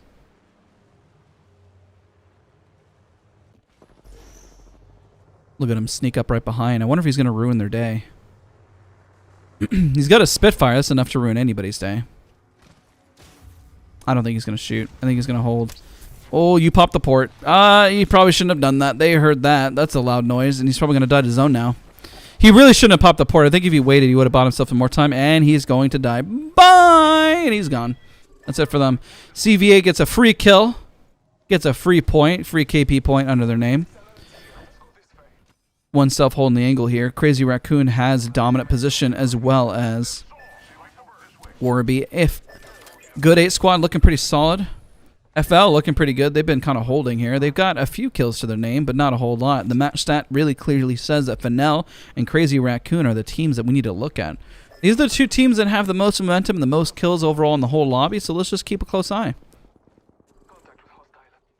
Got a minute now. After a minute, that's when all the action's really going to take place and things are going to heat up. No pun intended with it heating up because the dome is does have lava in it. Ooh, that's some nice tracking there. That's some nice tracking. Zetter toggling, aimbotting. He's not actually aimbotting. It was a nice track, okay? It was clean, ladies and gentlemen. It was clean. And Warby already getting into a gunfight. Fortunately, we missed it, but we did get the nice track from Zetter. So team fighting in. Selly, he sees Reignite here. Getting some of the clean anvil shots. Still does a little damage, but not enough to make and break it. Is Reignite? Reignite's all by themselves. See, 788 clutched it out before. Can he clutch in another top 2? I don't know. I actually don't know the answer to that. I wonder if he can actually clutch out another top 2 situation. That'd be pretty dope. Getting some clean rotation here. Reignite putting the pressure of it as if he's a team of 3. 788. If he clutches out those 2 teams behind him, that would be clean. But he opts just to kind of run in instead. He's just gonna chill. He's part of the building now. That's all good. I don't think any team's going to rotate. Fennel has a nice clean center point here. Crazy Raccoon making sure nobody rotates on the south side there. Reignite. He's got to move in. He's got to move in. Not looking too good for him. He's all alone. He's going to go for a swap. There are some swaps here on the ground. They're all broken. But he does have a bat. He's definitely going to go out here. I don't know if he's going to be able to survive this. He's constantly just rotating in one big circle like a big merry-go-round. All right, he does have a spot. Let's go over to FL since they got into a gunfight here. They do have a nice centerpiece. They did get a knock. Let's see if he's rotating in. Momon's got the scan. I don't think he sees the guy on the left there. Does have a nice cover angle here. And P-Note is deciding to rotate out of this. All right, I guess they decide not to fight, and Crazy Raccoon is getting some shots in at this angle. There's 2 teams. The R301 is absolutely frying, and look at that gold mag, ready for Zetter to get his 9-kill game. We're waiting for the 9-kill game, Zetter. It's your turn. It's your turn now. And CVA is rotating back. They're taking a lot of damage. I think that they're going to die to zone here. Wraith is going to go right back. Manages to clutch out a little bit of damage, but not enough to make and break a massive play. Crazy Raccoon has their gold mag in play. Fennel has a nice spot. Shredding the R301, making a big presence in today's tournament. I've seen a lot of R301s, but it seems like everyone who's spectating right now has an R301 in their hands. Crazy Raccoon, again, with optimal positioning. They quite literally have the best spot, but the issue that I've always seen with Crazy Raccoon that they have is that they try to hold too many spots, and they're doing it right now, which is smart because you want to hold the angles and everything. But sometimes they'll get ego pushed by a team, and then one of them will go down. This has happened several times before, and there's the ego push. There's one pushing over on the right. They need to stick together here, and they need not to get too greedy with the spacing, because if they do, it'll actually work against them. If they just hold in the far back and kind of hold their positioning, I think that'll probably be best for them, which is what they're doing right now. And I wonder if they've really highlighted that that's been their biggest weak spot. It's just holding too many spots. Let's go back to Selly because he's got a fight here. I didn't know if they were going to engage or not, so I apologize for switching off that so quickly. I wanted to see if FL was going to rotate, and they're getting the burns. Mr. Burns. The burning. The burn. How many burn references can we get? Can they feel the burn? FL's also in a fight, but we'll keep an eye on Crazy Raccoon because they're... Ooh, look at that. There's that cleanup. Very nice. How many kills does Zetter have? Ras has 5 kills. Crazy Raccoon, you guys gotta chill. I mean, these people have families. FL's got a lot of kills to the name. So we look at the match stat 9 with Good 8 Squad right down below. Let's take a look at Good 8 Squad. Let's take a look at them, how they're doing. Good 8 Squad is recovering, and they have a lot of kills to their name, but FL's right in the building right here. Are they going to respectfully... What are they going to do? They're going to arc the door? They're going to push? They're going to hold? You got a thermite? Anybody got thermites? Anybody got a thermite? Anybody in chat, leave a like if you got a thermite. Anybody got a thermite? Yeah, T1 is dead, unfortunately. I apologize. I'm sorry, guys, but T1 is out of the lobby already. They got pushed by Crazy Raccoon at the end, and they were just gone. That was it. So right now, leave a like if you got a thermite.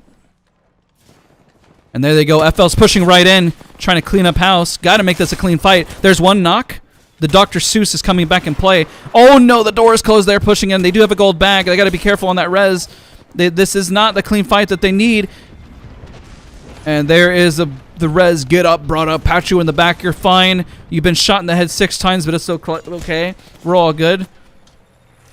FL is just trying to recover from this. Crazy Raccoon picking on them. As you can tell from their POV, Zetter and Ras is absolutely cleaning up house with a total of 7 kills. Let's just keep an eye. His POV gets an 8 there. 8. Is he going for a 9-kill game again? Like, good God. Look at Ras. Look at the confidence just rolling in. Just decimating with the Eve8. Ras is like, this is my lobby. This is my house. This is my house. I don't know where the accent is. Jason Statham now. I belong here, mate. This is my lobby. You got Ras is Jason Statham. Selly is Dwayne The Rock Johnson. And Zetter is, I don't know, who's Zetter? I guess you could, Vin Diesel. Zetter is Vin Diesel with so much potential. You got Vin Diesel, Jason Statham, and Dwayne The Rock Johnson. This is Fast 3. Fast 3, ladies and gentlemen.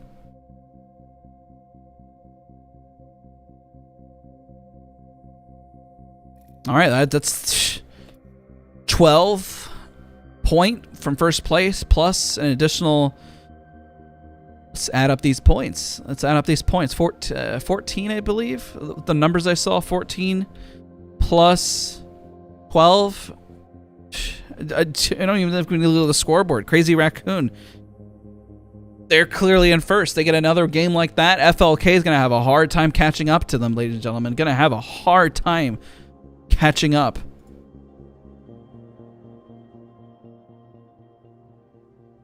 All right, as Matthew McConaughey would say. We'll get into the next round.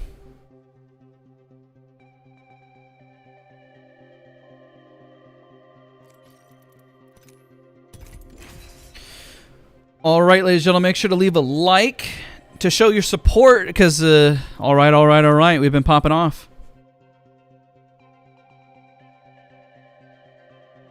Hopefully you guys are enjoying the stream, enjoying what you're watching. Give a shout out for everyone in chat here. We got Mogus, almost like Among Us, Boss Guy, Night Fox. Appreciate both of you guys for being part here and modding as well. Thank you so much for keeping an eye. Awkward, good to have you. XYZ. And yeah, T1 is dead, unfortunately, but let's root for them. Let's see if they can keep it together. It's for real estate. Is this a custom tournament? This is a Apex Legends Global Series tournament. This is an official tournament for APAC North. All right, catching up with everyone in cheer. That one guy, thank you so much for being here as well. Royal, appreciate all of you guys. Don't forget to show your support on the stream if you enjoy what you're watching. Every little bit helps support. Trust. This has been crazy. This has been a really solid tournament. Also, I saw Scarlet. Welcome back, man. Going into game 4. Game 4 of the day. Everyone's piling in. Are we going to see Loba make another play? It's kind of hard when you have Crazy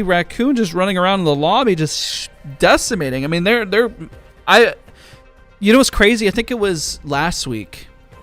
They definitely underperformed.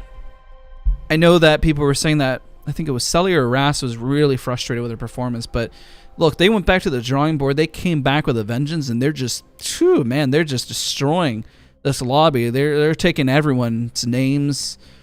They're Santa Claus. They're looking at who's naughty and who's nice, and they're checking the list and checking it twice.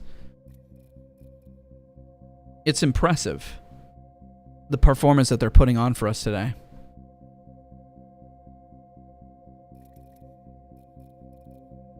But don't worry, you're not missing anything, because we're going to capture everything here. We're going to timestamp everything for you.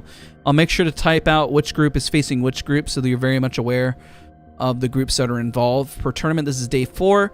We'll be sure to capture the finals when they come in next week. The top 20 teams are going to advance. Every little bit of points matter for today because it's going to give them the extra advantage going into the tournament for next week. So we got a big tournament in play. Also, if you're enjoying, don't forget to subscribe because we're going to be covering Europe on Tuesday, Thursday, and Saturday. We're not going to cover the finals. APAC is going to be covering the finals on their YouTube channel, but we're going to, capture all the action and everything leading up to it. So it's going to be a whole lot of fun. Hopefully you guys enjoy it. What is this commentating? A tournament for Apex Legends Global Series. Love to know, are you allowed to modify or add config files and still be involved? A lot of people increase and use it to bind tap strafe binds. I don't know about the FOV change. I know you can change keybinds. I mean, you can change it in game. Like tap strafe, I mean, I have mine to up scroll wheel, which you can change in game. You don't have to type that one out. That's a good question. I don't know the answer to the FOV one. I know that you can't change graphic settings, but I don't know about the FOV change in terms of tournaments, unfortunately. Crazy Raccoon coming in clutch though overall. I don't know whose FOV is. I know mine is max in game. FOV definitely helps.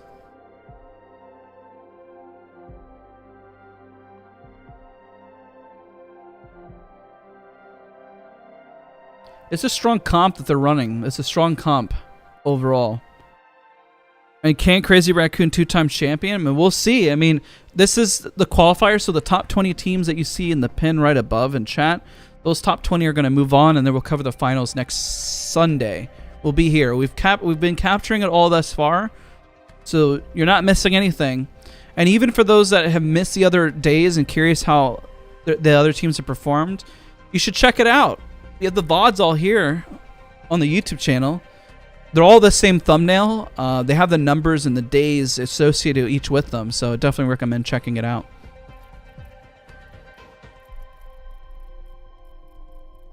And once we're in, we're in. Sully is just getting into his group. And then once Crazy Raccoon is done here, this is their last round. Let's see if they can keep the consistency. They've got to be happy with their performance. I mean, they got to be grinning with excitement. So after this, it's going to be Group A and B for the last 2 rounds of the day. So T1 is going to have their performance that they need to keep up, as well as FLK. This will also be the last round for Reignite that we're going to see that's kind of in the top performers here. We also have Magical and Fang, but they're going to be moving over into Group A and B. So we'll keep a close eye. We'll keep a close eye, ladies. As we say, ladies and gentlemen. All right, but looks everyone's ready except for Sully. Literally, referee's like, move over, Sully.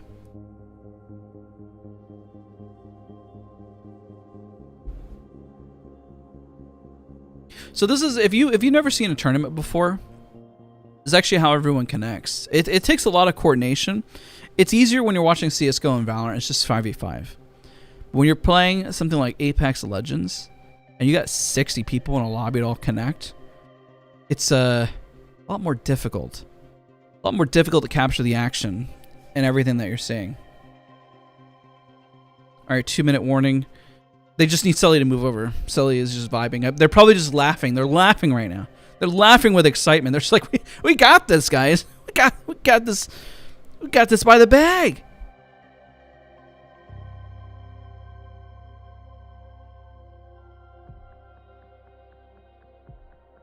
TSM Arbolelli has played with rats before. He thinks he's a beast. He's crazy. He's really good.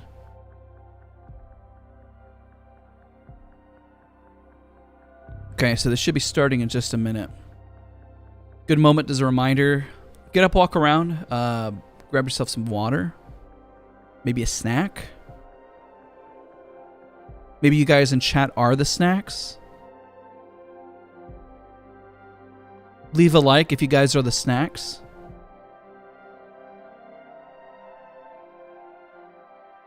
And we'll begin here in just a moment. This is also a little bit of my downtime before we get to...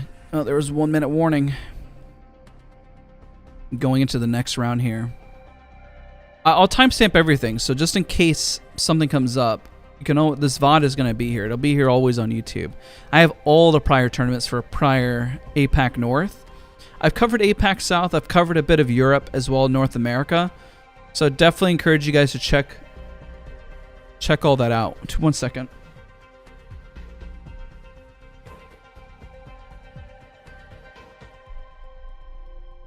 Okay, sorry. I had to make sure that all was good there. Game 4. After this, we'll have 2 more rounds. This is Group C versus... Let me double check that real quick. Blanking. C versus A.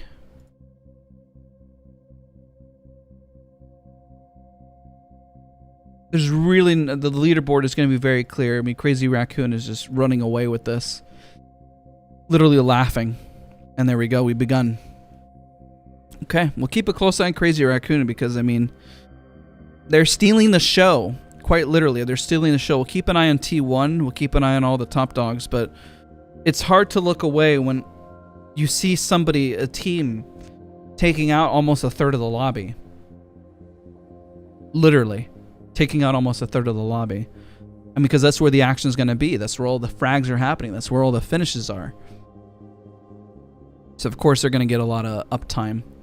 It's only natural. We'll see if teams decide to change up their comps here. USG, team number 10 that you see on screen, was running Loba before. Are they going to run Loba again? No. Wait, actually, no. Aru's third, so we'll see. See if they change anything. Okay, let's see if Aru's going to stick with Loba or he's going to change it up. And Loba's gone. And just like that, Loba's no longer in Apex Legends Global Series. Like I said, the team had to have performed in like a top 5 and really change things up for them to stay consistent with it.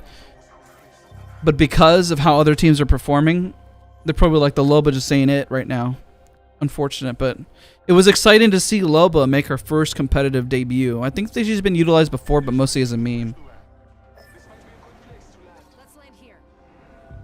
Alright, we'll pause. Turn on highlights so you guys can see when teams are rolling up.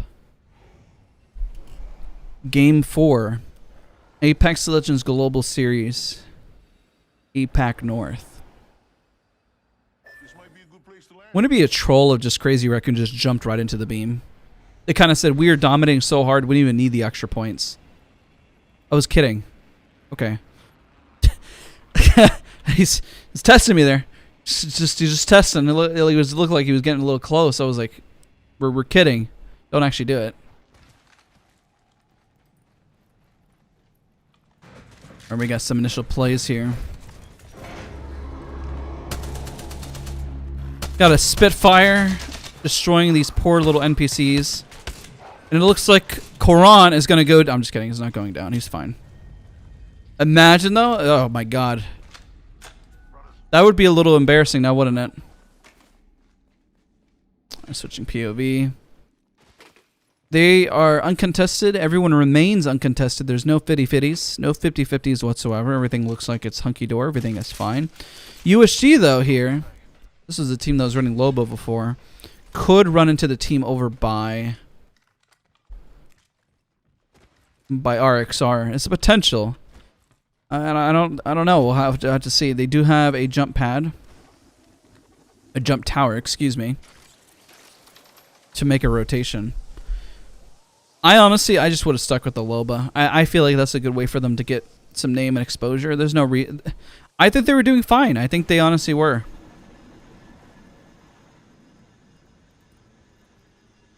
But at least they're feeling things out. I mean, they're just trying. They're trying new things, you know? I think it was unfortunate the first round when they ran into Crazy Raccoon, who's just got a lot of momentum right now. Speaking of Crazy Raccoon, let's take a look at their POV. And if anybody's rolling up on him, everyone knows where Crazy Raccoon lands. But I just want to point out the amount of respect in the lobby that nobody lands on them or goes near them. They know exactly where they're at in the lobby, and they can feel them just towering and looming over the lobby right now. Wingman R99, looks like we're back on Season 0 and Season 1. So feeling always very confident with the Wingman R99 combo. There may be 2 bow check bows, but I ain't no wingman. Sully's the best wingman to bring to a bar. He knows because he's a master of the wingman. So T1 just making the rotation in right now, going from jump pad to jump pad. They have the possibility to run into reignite here. And they'll scan him out. This is like a repeat. Oh, what's going on here? Holy. Hold up. Hold up. That was a fast knock. I mentioned that there was going to be a potential fight here early on, but I didn't think that they were actually going to run into them. So let's take a look at the team that's out. So One Self is unfortunately already out of the lobby. That's pretty early on. I didn't think they were going to rotate on them. I apologize, chat. I didn't think they were actually going to... I didn't think they were going to do it. But indeed, they did do it, and it looks like A2 Esports about to rotate. Rootsy, by the way, fantastic player. He's an amazing Horizon whenever Horizon was meta. So now he's rocking Wraith. Rootsy's aim is insane. I've seen him pump out some massive kill games. He just has... It seems like A2 Esports just hasn't been able to build out the momentum that they need, though. But this could be their momentum that they're looking for. Alright, danger move, so that means that they got to go for a kidnap. Not going for the kidnap, stops a little short there. Goes for the Arc Star, starring things out. That team's going to rotate and going to leave. This fight is, unfortunately, when it comes to a tournament, any fight that takes longer than, let's say, like 30 seconds, even like 10 seconds, it's just like, there's no point of staying anymore. All right, as Matthew McConaughey would say. Are they going to be able to make a play on this? Gets hit just a little bit of a spicy push. Let's see if Rootsy can put on a show for us. He's put on a show before. There's the climb, there's the angle. Little bit of damage, enough to get a crack, but he has cracked also himself, and he's popping his Q as a sign of weakness. That's not really a sign of weakness. You really joke around that like, oh, whoa, Karma. What just happened, man? Got absolutely fried. There's the bubble to buy himself the res, but this is not looking good for A2 Esports. Looks like they're going to abandon that poor Bloodhound. They've never seen that Bloodhound their whole entire life. Bloodhound is gone. And they're out of there. They tried to make a push, but USG is feeling even more confident, stopping any momentum that they had. They tried to make a play up top. There was a trade in damage, but the trade just was not as effective as they needed it to be. They hear them in the building. They're going on for the full chase. They're going on the hunt. The Gibraltar's gone. He's gone. Doesn't exist anymore. And once the scan is up, once they finish here, I mean, this is USG's right here. This is their fight. They're gonna run up top. They're gonna full send it. Oh, he jumped down. Unfortunate from A2 Esports. They tried to make a play. They tried to make a push. This pushes them out to 19th place, unfortunately. Let's take a look at Crazy Raccoon and their positioning. This is looking pretty good for them again. This is looking pretty good. I wonder the question that we have to ask ourselves. Are they going to fight early on? Are they going to kind of give up some of their position and go for a fight? Or are they just going to play respectfully? I mean, honestly, they've gotten the center of the zone consistently here, but they've also pushed out quite a bit. So our current kill leader, just as an FYI, is USG with the most kills in the lobby. You also still have T1, who's got some solid positioning on the side over by Harvester. We do have a port that's coming in from Warby, taking a building here. Not looking for a fight per se, but just taking a building. They see, as you guys can see from chat, there's teams on the right, there's a team on the left, and this building right here is free. They could keep 2 buildings, but they don't want to be too separate here. The Volt is a fantastic gun. One of the best SMGs in the game. Gibraltar saying soar like the birds. Okay. I dig it. That recoil control from the R99 looking pretty solid. Let's take a look at from Crazy Raccoon's POV. They're just trolling at this point. Look at them bounce around. Look at that. Got the nice anti-peek. They're just full on emoting. Let's see another kickflip from Tony Hawk. Do his Zetter. Give us a Tony Hawk. Give us a kickflip. Nice. Look at Zetter. Look at the flex. They're so confident at the moment, and Selly's burning. Selly is burning. He is on fire, ladies and gentlemen. He's literally on fire. Quite literally. They've been on fire. Did I just hear a knock? Interesting whenever a team is so dominant at the moment. Selly's flexing his movement. Kind of practicing. Look at the wall bounce. Teaching chat. If this was Selly talking, he would say, chat, if you ever want to wall bounce and grab your PK, all you got to do is wall bounce right off the wall and then flex your aim and you pop your shot. That's the best advice from Selly. We actually have a video called 25 Unnecessary Things We Do in Apex Legends. One of them is constantly wall bouncing when you don't know what else to do. Right now, teams are rotating. We do have a team over here. Let's take a look at what USG is doing. I just thought it was hilarious that Crazy Raccoon is just feeling... They're feeling really good about things. All right, USG has the hardest rotation, and they're probably going to run into CVA here. If I switch back to Crazy Raccoon, how likely do you think that they're going to be emoting? On a scale of 1 to leave a like on the stream. Where's the emote? I expect one more. What is going on? Is this synchronized swimming? They're bouncing to the beat of things. I don't know. It's very interesting. All right, let's go back to USG here. Look at them collecting all the heals in the world.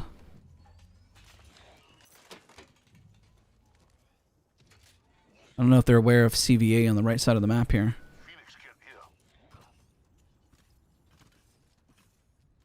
I don't think they are. I don't think they're aware that, okay, CVA is literally about to run up on them. Oh, there's a scan. But he's crafted. Oh, no. Oh, no. You hate to see it. The man was just trying to make a bat. And you just had to roll up on him like that? And they're gone. Oh, hold up. Sup, Nate, right? That was supposed to be a clean fight. He's on your left, buddy. There he is. Going for the R99 shots, trying to clean this up, trying to get the angle, trying to get the positioning. He could clutch this out. I mean, it's not impossible, but unfortunately it does go down, and CVA is now the new kill leader. That should have been a much cleaner fight, considering they had the one-up on them from the get-go. All right, let's see if they're still emoting. And yes, he is. And Fire is now mobile. They are just laughing. They're just having so much fun right now. This is next level esports where they're just enjoying themselves. They're quite literally, you don't see it all the time. The team that feels like it's like watching somebody in Counter-Strike or Valorant just start to like just knife a wall, even though they're like mid-fight and just flexing. They just have so much dominance, so much confidence. And speaking of confidence, let's see how this fight's breaking out. We got Pachi as the new kill leader. 3 kills to his name. There's the Arcstar trying to find positioning, but unfortunately getting shot every which way. Not looking too good. CVA is just trying to run away. Bloodhound does manage to get a bat off. This is a 1v2 situation. Does go for the scan. Can he get enough damage? Can he get the knock? And he does. All he has to do is reposition. Can he get himself another battery off? And if he gets another battery off, this could be a nice, clean 1v1 situation. He could clutch this out. There's a scan. He's buying his other enemy team a little bit way too much time here. He does go for the might see a res. I think he managed to get a res. I thought it was a 1v1. Did he manage to get a res off? Oh my gosh, no. This is not looking good for CVA. You just let them res. You shouldn't. Didn't he get greedy with the medkit? Just thoughts? Just food for thought? You managed to clutch out the clean 1v1, but now their lag gaming is just not lagging. They have no lag. They have no latency. They're looking pretty solid, pretty clean. FL, let's take a look at their POV as well as T1. T1's just kind of vibing over Harvester side. Nobody's touched them. And do they have any damage? They got a little bit of damage. Not a whole lot of damage, but just enough. They're just kind of chilling and vibing. FL just pinging things like a mad person. Back and forth, back and forth. And Crazy Raccoon, can we get another emote? Can we get another emote for chat? For every emote that Crazy Raccoon does, I need a like in chat. So if I see 1,000 likes in chat, that means that they've emoted over 1,000 times. Which they're getting up there. They definitely are. Selly just bunny hopping. I could just imagine Selly creating a YouTube video. Kind of, hey, what's going on, guys? It's Selly here, and today I'm just going to bunny hop while I'm doing this tournament. I just want to talk about, hey, what's up, guys? It's Scares here. Contact. Let's explore this way. All right, they look at they're finding their fight. They're getting serious. T1 just scanning out where teams are. They are aware of lag gaming and CVA, which is ratting. But now they're calling in magical from their angle, so they could be a Jill sandwich. Don't really want to be a Jill sandwich. Good Resident Evil reference there. FL has gotten into a fight. Let's take a look. FL is in sorting factory here. This is a spot, and they're pushing up. They see the knock. Let's take a look at the point man. P-Note going right in. He's going to slide in. Massive. What was that? Loud noise from the res. Gibby smacked him so hard in the back that it shattered all our eardrums. That's how he reses people. He slaps people in the back so hard that they blow up. Crazy Raccoon getting into a fight here. Are those emotes going to pay off? And they do. Look at that. That's a nice cleanup. Clean. Mr. Clean showing up here. They said, we can chill. We are so confident. We'll emote. We'll flex on you. We'll do everything under the sun. Let's take a look at Lag Gaming that's running into RXR Clover here. Kanata taking an angle, zipping across the screen. T1. I wonder if they're going to engage in this. Let's take a look at Lag Gaming's POV, if they can actually clutch this out. Those scans. I remember when Bloodhound was not meta, and now Bloodhound is just so dominant. And there's the initial bow check bow hit. But for some reason, they're not really fighting him on this. Let's take a look at this gunfight that's happening from GTS Black. He's using every angle here just not to die. Oh, and there's the massive right to the face. My man put that gun right to his face. And I don't think it exists anymore. Lag Gaming, a two-man squad. Can they manage to clutch out a 2v3? There is potentially one knock here. There is one knock if he gets his bat off. We got a nice 2v2. He doesn't look like he's got any bats left to his name, unfortunately. And there's one knock, and I don't think they're going to be able to clutch this out, and they do go out. RXR Clover manages to clutch that out, and CVA is just kind of chilling. He's got a Narc Star in his hand. He's like, oh, something ain't right. That fight was cleaned up way too fast. And Crazy Raccoon now has to rotate. They can no longer emote and just kind of chill and vibe. They can't Netflix and chill anymore. They need to rotate. They need to find a spot. And that spot is not the GameStop or GameSpot. They need to go into zone. This is going to be rough for Crazy Raccoon. Selly looking like he's trying to find an angle for them. Let's go right back. Oh, sorry about that. Selly took a little damage. But it's okay. They do have height here. They could there's several teams they could clean out. They have options. Selly's always the point man. Let's see what he does with his angle. I don't think they're going to drop down to the low ground. They're pretty big on making sure they take height. But I think they're going to edge some of these teams in the back just to make sure they don't become a Jill sandwich. Zetter needs to be very careful. He's a little too close for comfort. This team is rotating on him. You could definitely feel the panic on that. He definitely stopped that. Can Selly clutch this up? Can he cover for his team? There's the cue back. Selly, just by showcasing his Peacekeeper, definitely scares them. There's a nice climb up on the wall. Humpty Dumpty had climbed up the wall, but did not have a great fall. And there they are taking height with them. Gets a nice 90 damage, and this is a clean fight for them so far. There's a cleanup coming down right down below. We're lasering the Gibraltar, and there's a cleanup for them. Crazy Raccoon, very nice clean, no knocks. FL didn't even look like they existed.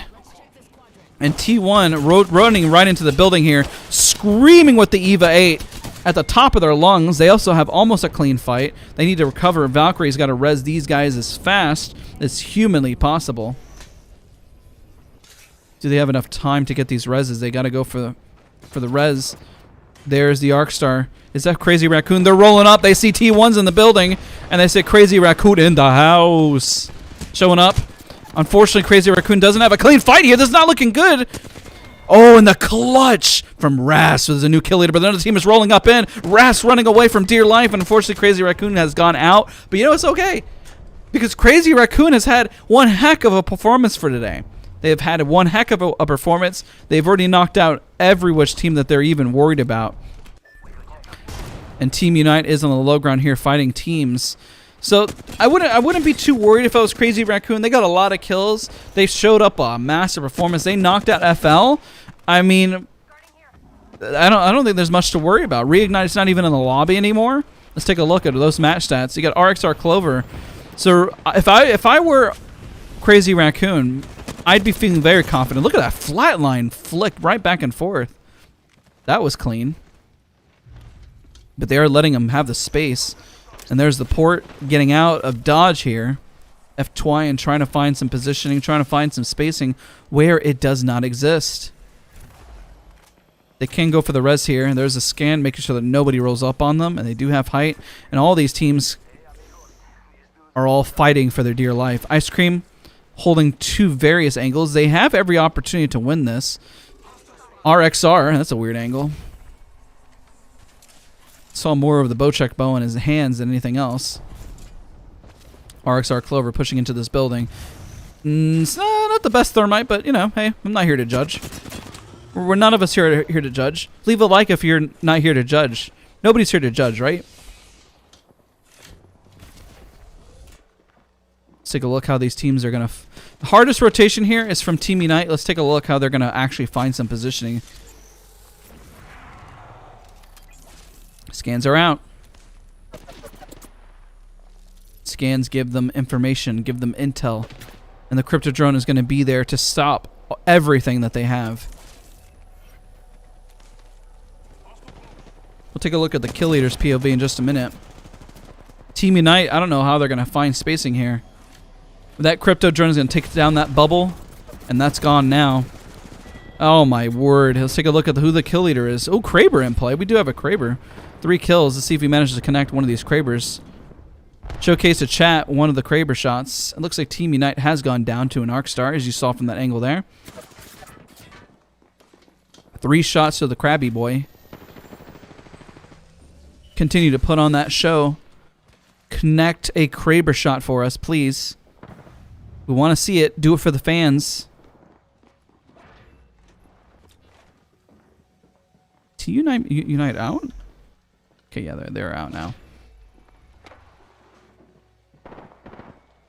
Can this Kraber make and break play? There's multiple teams, as you can tell, all a part of the lobby. Just want to see if we can capture this Kraber shot, if he's actually going to use the gun. They don't have to... Oh, there we go. Look at that synchronization there. They jumped down at the same exact time. Seeing if they... I honestly thought they were going to make a play off of it. But then it looks like they decided not to. If he gets a Kraber shot here, that would be the play. Can he make the play? Will he make the play? Find out next time on Dragon Ball Z. Is Namek going to blow up? What episode does Namek blow up on? Is it in 1000 or 2000? I don't know. It becomes a blur. I'm pretty sure they reuse the same assets. We're just waiting. Literally, the zone's about... The amount of... It feels like it's almost like panicking. He's making me nervous. If you're making me nervous with the fact that you have a Kraber in hand like this, you're making everyone nervous. Chat's nervous. Leave a like if you're nervous. My man, it's like a schizophrenic. Back and forth with the Kraber. It's a little unsettling.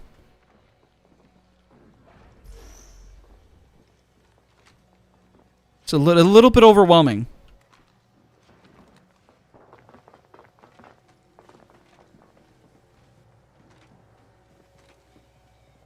listen how silent the lobby is right now. It's like intense. You can feel the tension. You ever been in a room with your ex? It's not. It's that kind of tension. It's pretty bad. Did he get hit by his own ultimate there? I think he did. There's a little bit of the damage that they're looking for. And they're going to get rolled up on. He did drop that Kraber. I honestly think he should have kept it. And there they go out. RXR Clover has the opportunity to win this now. As long as they got greedy. They're getting greedy. Don't get greedy. Chill. Daddy, chill. And there's the Q just sitting right in front. Just keep pew, pew, pew. There's another knock with the EVA 8. Using the cover. And there's the mop up. The team from above coming in and mops it up, and Jupiter Vega takes a solid win. Good on Jupiter Vega. Very nice win. I think they got a little greedy there. If they just waited for the teams to kind of engage there, they just kind of full sent it. I don't really know if that was necessary. If they just waited, the pressure from the zone would have gotten those two guys to fight. If they just held just a little bit longer. But they just, I don't know. I mean, anything can happen. It's a battle royale, right?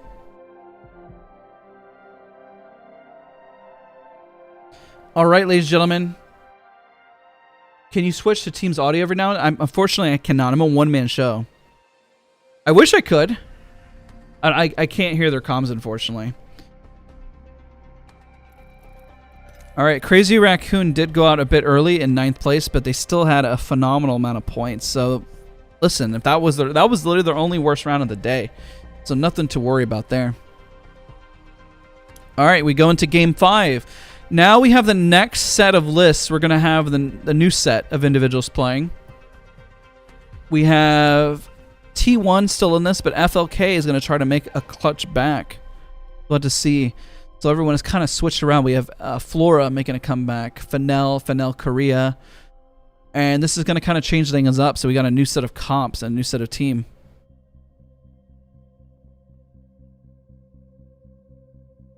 All right, ladies and gentlemen, next round. Hopefully you guys are enjoying everything that you're seeing. It's been a whole lot of fun.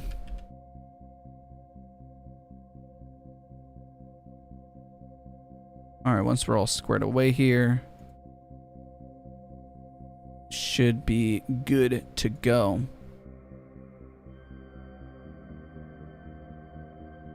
All right, let me grab the next code for the lobby. And we shall be good to go.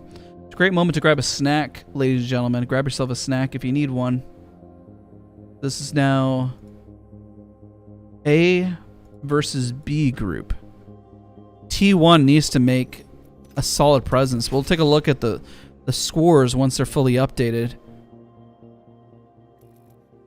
All right, so as you can tell, all the teams are piling in. We have 2 more rounds left for the day. 2 more rounds, ladies and gentlemen.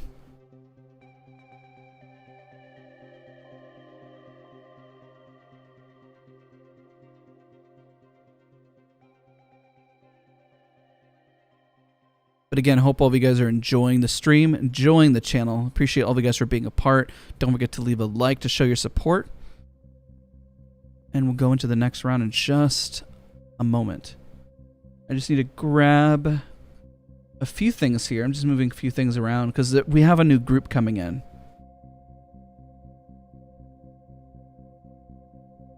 See if we can take a look at the leaderboard once it's updated. Once it is updated, we'll take a look. Okay, Crazy Raccoon before was at 166 total points. We'll see if how much they shoot up here. I want you guys to take a look at this so we know what the scores were from before. So Crazy Raccoon total out of all the days from what we're seeing had a total of 166. This should shoot up. Now FLK, they just need to make sure FLK in these next 2 rounds, we need to see how good of a performance they're really going to have. Let's see how good of a performance they have. Hopefully it's not... I guess we'll just have to see, right? We're just going to have to see how good of a performance they have. Because then, realistically, they could beat out Crazy Raccoon, but anything's possible.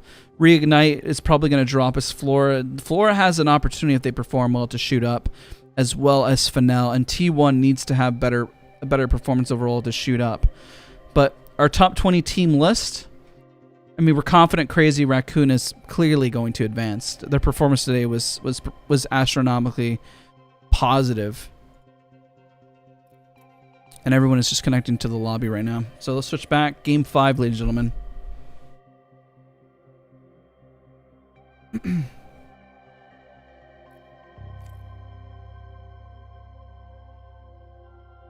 All right, let's give a shout out to everyone in chat, shall we?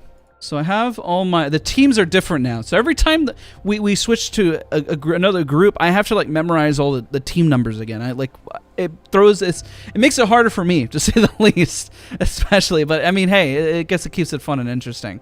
Okay, so T1 is moved over here. Got it. We need to keep a close eye on T1. Oh, the scoreboard is updated. Oh, let's take a look. Let's take a look. All right, ladies and gentlemen, let's take a look at the scoreboard. Look how far Crazy Raccoon just shot up. Look at that. Look at that. That look clean. Crazy Raccoon with 202 points. Fennel Korea has to answer back in 2 rounds. Leave a like in chat if you think that Crazy Raccoon is going to keep first place here. Do you think Fennel Korea in 2 rounds can dominate and close that gap? Listen, if Fennel Korea drops the ball even 1 round these next 2 rounds, Crazy Raccoon is going to hold first place overall. Reignite shot up just a little bit from what it was before. They unfortunately just didn't have the stellar games that they were looking for, though. We do have Fennel. Again, the scoreboard has updated. T1 boosted up a little bit. But this is looking very dominant from Crazy Raccoon. They just dominated the lobby overall. So teams that are around the 20th mark, we'll see what 10 teams are going to be going out and not moving on. All right, 4-minute warning. FYI. Don't forget to come back. I'm going to timestamp all of this if you want to come back and look at the tournament, everything that you see. Who's dominating so far? Crazy Raccoon. We need to see if FLK can catch up.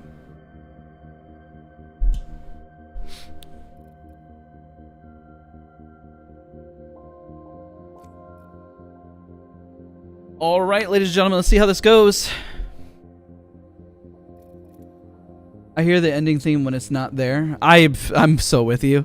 I don't have it on just so we can hear. I just don't want the music to overstep any audio in game or anything. Memeing and still got 9th place in decent KP. They really did. Crazy Raccoon, they are smiling right now. They're just like, worst case scenario, they get 2nd place. But it really depends. We'll follow FLK to see how they do here.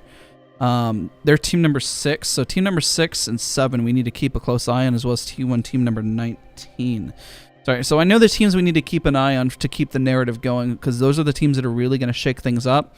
FLK, we're going to follow right off the rip, though. How are they going to answer back to Crazy Raccoon? If they get like a 12-point game with first place, Crazy Raccoon might start feeling a little nervous, but it really depends, because they were holding such dominance, and then it really showcased that they went out in 19th place, and I think it was 20th place. Or I think they were the first 2 teams that were really getting knocked left and right, and it was like, I mean, what are they supposed to do, man? Like, oh gosh, I don't know. They really need to, even if they had like a decent round from those other 2 rounds, it would have been a lot more positive for them. But this is looking a little rough for them. I mean, listen, they're still 2nd place, so it's not like they have anything to worry about. But you know, oh, hydrate. Yes, thank you. Yeah, I did shave. Cheers. Got water.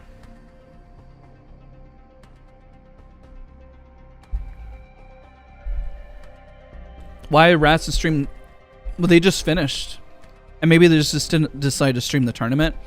I think last time, if they did stream last time, they just wanted to focus up. Yeah, Group C is done. Now we need to see if Crazy Raccoon is going to hold first place. So it's important, if you are a Crazy Raccoon fan, you need to see how FLK is going to perform. If they have 2 good games, they need. Let me do math real quick, because I suck at math.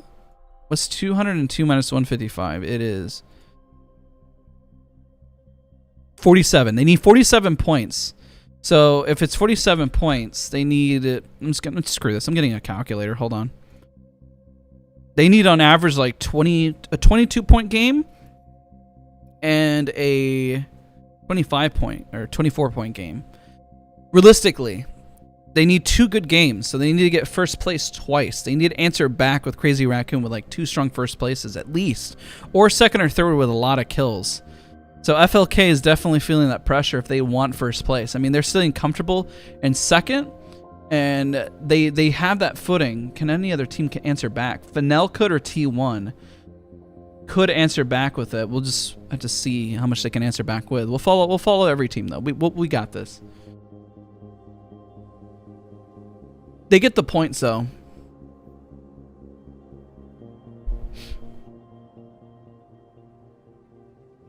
Yeah, you want the points because you go into the next round with even more points. So when we do the finals and we cast it next week, if they maintain that lead, that's only going to help them get a further lead going into the finals.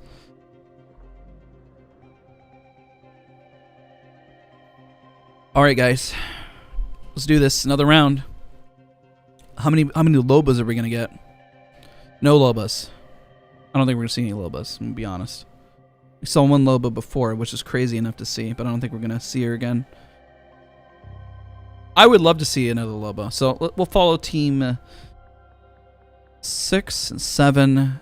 FLK. FLK goes out first. That's it. It's like Crazy Raccoon has it. So you need to play this very smart.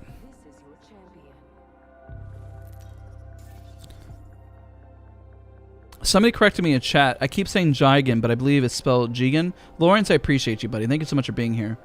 This might be a good place to land. We should land there. Looks like fun. I say we land here. All right, pausing the music, turning on highlights so you guys can see through the walls. Just as much as with me. All right, Fennel Korea, let's see what you guys got. Are you gonna answer back to Crazy Raccoon and what they did?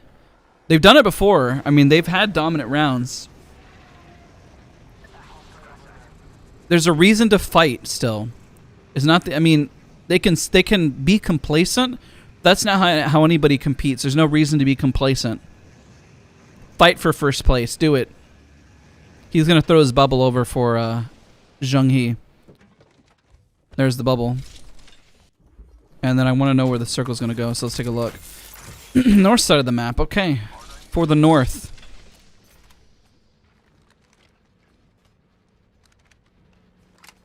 The north will remember.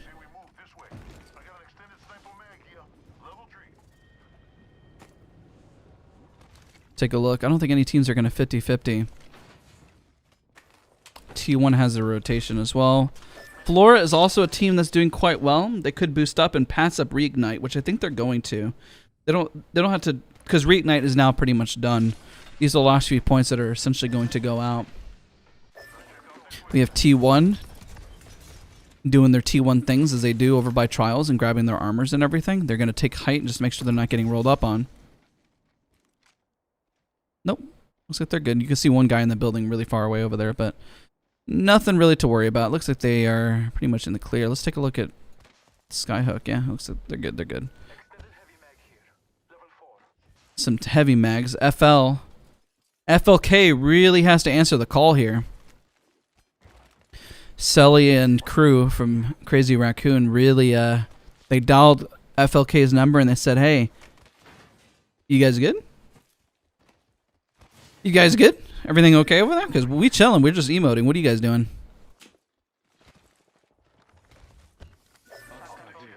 All right, Flora looks like they're rotating. Is any teams going to potentially fight? Might have a team from Lag Gaming. I think they're aware of the team that's right next to them. Northeption has performed quite well in this tournament. FLK, can they do it? Can they clutch this out? If they go out twice, that really opens up the door. Like early on, if they just say they hard throw, just for the sake of it, they just throw the tournament for no reason. They'll still qualify, but they'll pass it over to Flora as well as T1, which I don't, they're clearly not going to do. I mean, that's not in their intentions to do. All right, they're rotating up right now. Dogma taking lead.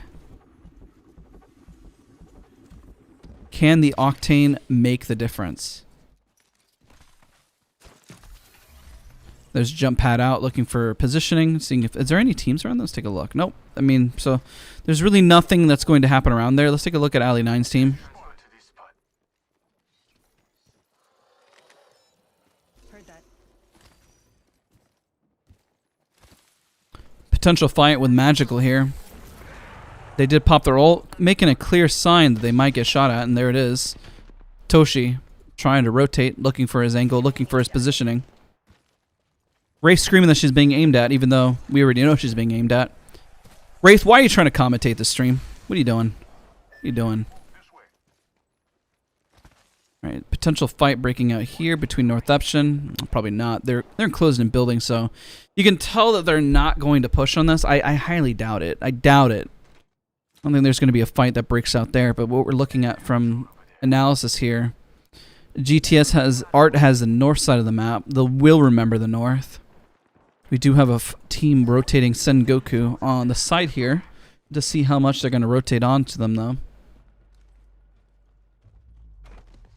It's a crypto drone that went out. But that's just mostly to farm armors. Let's take a look at FLK again, see how they're rotating. Fennel looking pretty sharp.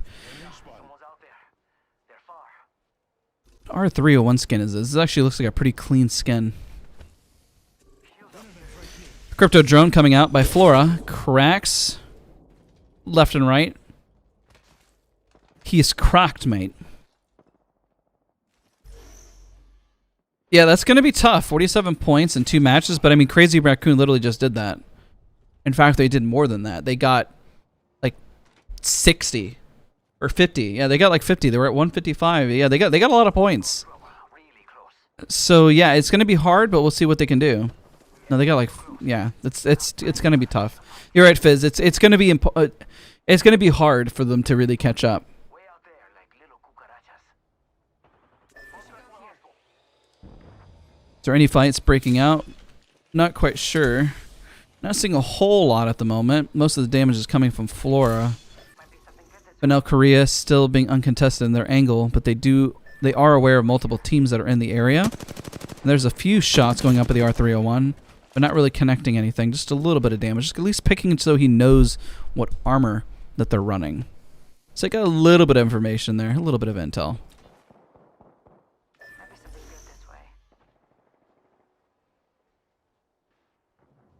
Right now, we're just kind of waiting to see which fights are going to take place. A lot of teams are rotating. There's a lot of action still. There's people moving. There's rotational abilities and tools at play.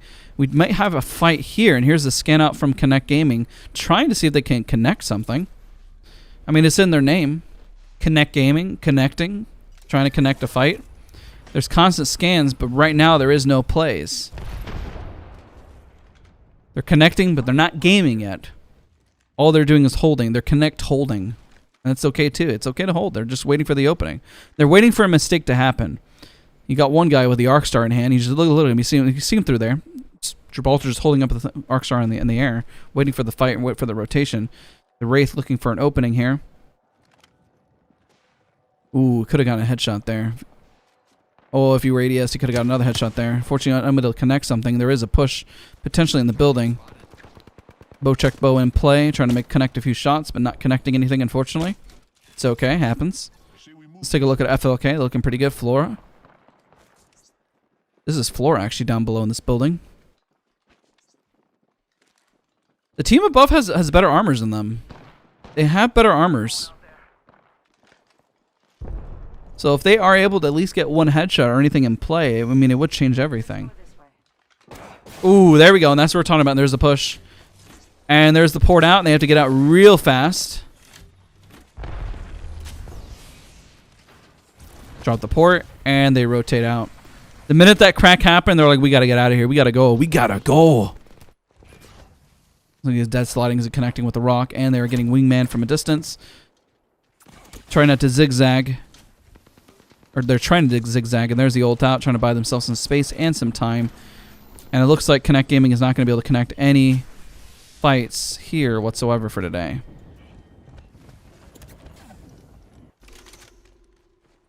RXR Clover has their angle. Let's take a look at what's happening over with T1. T1 has 2 gold armors. T1's got a long rotation in. Daikin has an angle here that might actually break into a fight. They got 2 minutes and 23 seconds. So things are about to heat up in 2 minutes and 20 seconds. We might see one fight. There's still 20 teams remaining. FLK really needs to get into a fight here. Their armor situation isn't looking good, but they need to get into a fight. They need a lot of kill points to really answer the call against Crazy Raccoon, or just to hold their spot. They really can't go out early here, and they're not playing as confident as they normally do, and it's because the first 2 games have been a little rough for them. See a team over on the right, but they're not going to really make a play on it. They're just going to play respectfully. The team on Flora now has the low ground here. They do have the drone, and they're going to put a potential ult out or probably scan the beacon. Hello. There's the beacon, and it looks like we're pulling over on the left side of the map. See if we have any fights. Who's got the most damage in the lobby? Looks like it's still Flora. It says it's still Flora, but I don't believe it. No knocks. No knocks, ladies and gentlemen. Not a single knock, but we are saying, ladies and gentlemen, we are getting the spin of the wingman. Nice little flex there. Vanel Korea just holding every which angle to see if anybody's going to rotate on them, but nobody has yet. I can tell that, I mean, they're playing the smart. They're not just going on for the full pushes because nobody's got knocked yet. And there's a scan. At least they got some intel on that team there. FL is rotating in. Let's take a look at T1 and how they're doing. They do have one of the high points, and this could be the next fight that's going to break out. Got a bogey there.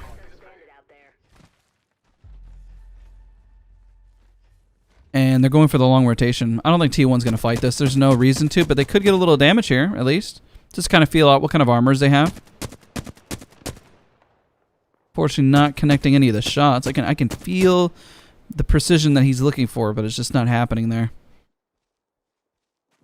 We do have Connect Gaming about to roll up on a team here. Magpie has a Spitfire in hand, yeets himself across. And unfortunately, that yeet is just not the... Oh, and it bounces right off the... Oh, it gets the Arcstar stick. There's a sticky. It's a sticky boy. He gets the crack, and now can Magpie clutch this out 1v3 style? He says, no, I can't. That's okay. Flora answered the call and said, what are you doing? Why are you rolling up on us? What was the thought process there? Well, they were looking for some positioning was the answer, but unfortunately, positioning did not come. Vanel Korea just kind of vibing and kind of chilling. The first kill has gone out. They're going to try to mop up this next one. Looks like we're looking okay. Magpie, oh, waiting for his teammate to kind of crawl over. I'm surprised they didn't go out and look for him. I got you, friend. He's got him, friend. Stick him with the EpiPen, friend. And res him, friend. Just like Pulp Fiction. Just, you know, stab him right in the EpiPen. You know, you're the John Travolta. Does John Travolta stick him? Yeah. Magpie is John Travolta. And Skyme is... Why am I blanking on the name? It's too early in the morning. I can't, for some reason, seem to remember. But that movement, though. Uma Thurman. There we go. John Travolta and Uma Thurman right now trying to survive that Arcstar. What? Does he get... All right. Okay. I'm sure Flora's not happy about that one, but they did manage to get the beacon scan there at least.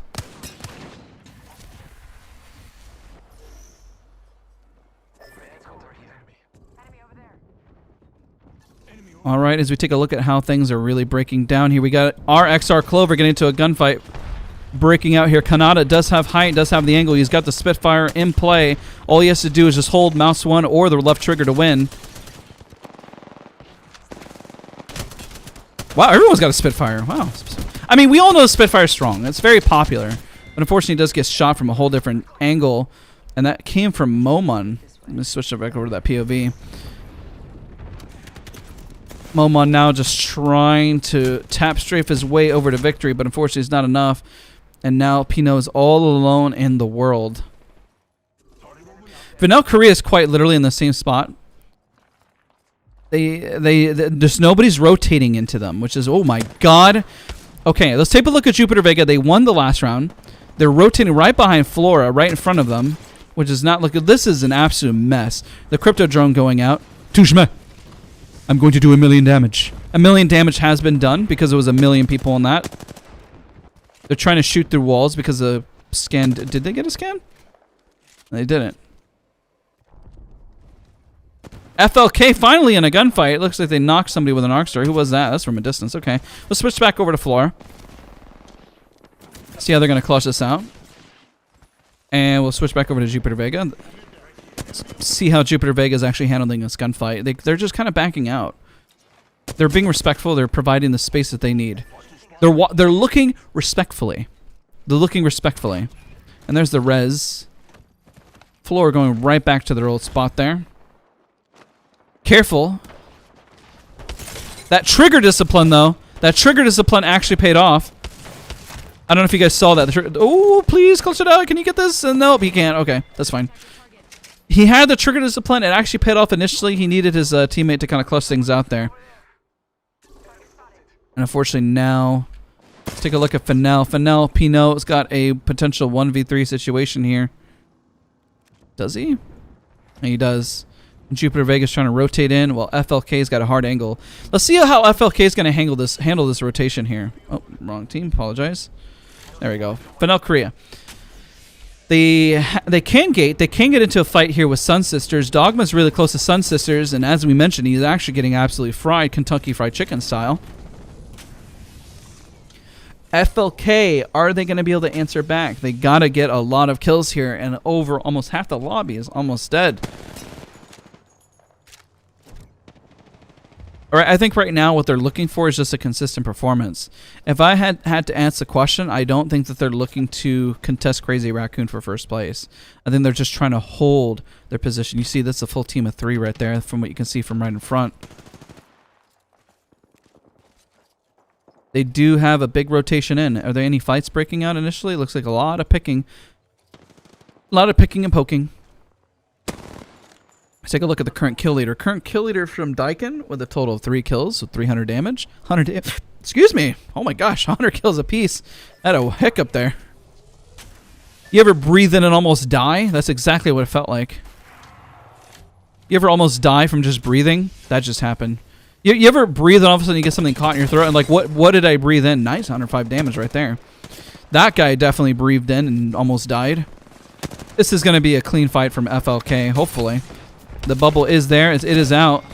There it is. Nice cleanup there. Solid amount of damage. Jung Heat came in clutch with that spray damage.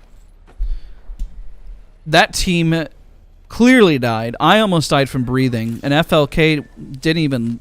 They got themselves cracked, but it's okay. That's why they have the swaps there. And now they're just recovering. Oh, we have a team with 1 self. All gold. We got the Exodia here. They got the caustic traps to worry about, and there is a potential knock. Goes right through. He's going to pop himself a cell. We'll switch over to this POV. Mary throwing in the Gibby ult. Can he get an additional knock? And unfortunately he does not. And there's the bubble, but it's going to get immediately destroyed because the crypto ult is there to counter it. The golden boys, if you will, are not as golden now. They're struggling just a little bit, but it's okay. I think they'll find their positioning. That drone is extremely loud. Let's take a look at FLK. They're rotating on this. They heard the golden boys sing their song, and now they're rotating up. My gosh, that Gibraltar got deleted. I'm pretty sure he thought his game crashed. And there's the bubble just to counteract whatever fire was getting shot right back. They have 15 seconds to rotate and move. They're going to back out of this because it won't make any sense to push anymore. And FLK looking pretty solid, but getting shot in the back. Dogma feeling the pressure. This is not looking good for FLK. Are they going to go out early here? Are they going to go out early? Do they have their bubble up? Their bubble is on CD, and they do not have space. It's got 16 seconds.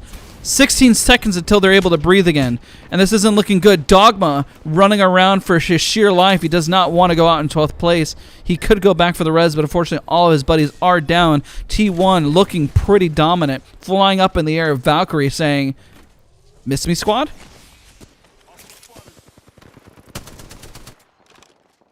And here we go. T1. Who's the killer? Who's got the most kills? GTSR right now has the most kills, but T1 is rotating at the moment. Obli rotating right behind, and Tujme Crypto has gone down. Shooting from a distance there. Can T1 maintain this consistency? Let's take a look at the current kill leader of the lobby. Daikin, unfortunately, is ratting, kind of in the center of everything. Just seeing everything kind of unfold. Wait, FLK still in this? I don't know why I thought they were out for the count. I'm surprised they made it. I could have sworn. Is this the Mandela effect? What happened here? How did this happen? I know I got up really early and I'm kind of on a little bit of lack of sleep, but Dogma has managed to clutch out and stay alive. Oh, there's a nice solid crack. Good nade. Good nade placement there. Good amount of damage. I don't know if he's going to be able to survive this next closing.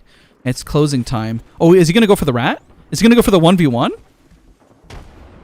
Oh, look at that movement. That movement, though, that looking pretty clean. That looking sharp. Dogman just run right in. He's like, this is my trailer, then my house. Nobody coming to my house here.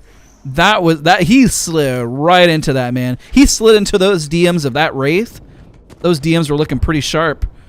He slid those DMs and said, hey, you want to go on a date? Oh, that R301 looking clean as well. Can the Arcstar connect? Unfortunately, it does not. This was a clean fight, and now it's not looking pretty solid. Gonna take a lot of zone damage. Runs right into the Gibraltar, gets right into his face, and the other Gibraltar from Light Gaming does get knocked. Fennel Korea Dogma finally goes out. He survived as long as he could, but unfortunately, it was not enough. And T1 also is out of the lobby. That was a solid try, a solid play. Let's see who's the new kill leader of the lobby. It looks like it's GTS Art who has the most kills in the lobby. So if we look at the stats, we got Ali 9's team and GTS Art. Let's take a look. How are they doing here?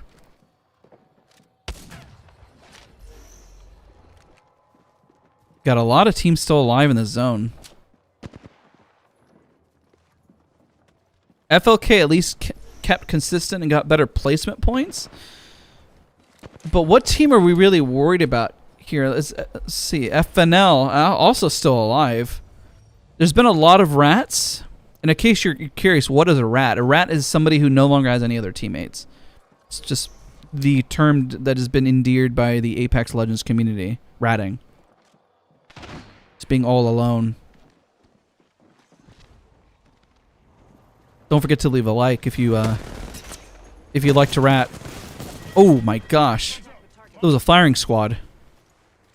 He didn't even let him Q. I mean, he Q'd because he's crying, but close enough. GTS Art rolling up. Feeling pretty good, feeling pretty confident. Let's take a look at a different Jupiter Vega. Does have height here. Jupiter Vega is still in the game. Tujme, I'm still in the game. I don't know if you guys do this, but I definitely like doing the characters of Apex Legends are so definitive. They have such they're so iconic. That's one thing I've always appreciated from Apex Legends, that the characters have such great personalities. I love it. All right, getting pretty frosty here. Fortunately, it looks like Ali 9's team is definitely struggling here. It's not the clean fight that they're looking for. These are not the joys they're looking for. That Crypto, oh man, he's flying up in the air of the zip. He doesn't even care. He's bouncing up around. He manages, unfortunately, not to get that kill. He does grab the banner, but he's mostly going for the swap. Does get the swap. Let's see who is alive. GTS Art has got the most. Northampton and GTS Art is looking the most solid. All they got to do is hold the door, if you will. They got to wait for the team up above, and there's the bubble to buy themselves a little space. A little bit of angles. And now we're looking at a 3v3 fight. Crypto's team looking pretty solid. GTS Sart trying to hold it together, but it looks like this is going to go to... No, actually, Northampton kept it together. Congrats to Northampton taking first place. This is going to shoot them quite up high on the leaderboard. This is going to pass them up. This is exactly what they're looking for and what they needed. And we got one more game of the day. Definitely don't miss out. We got one more game. Leave a like if you're enjoying everything that you see.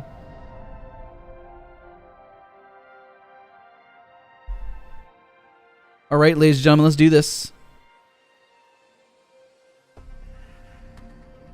Last game of the day. Controller players are allowed in ALGS, yes. They are. All right, let me take a look at chat.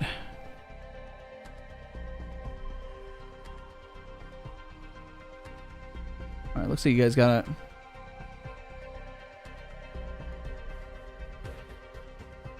Everyone, appreciate all of you guys for being part. Hopefully you guys are all doing very well. If you're just tuning in, welcome. Great to have you here. We got one more round underway. One more round, ladies and gentlemen. One more round. You don't want to miss it because this is going to be the final standings that we're going to look at here in just a moment.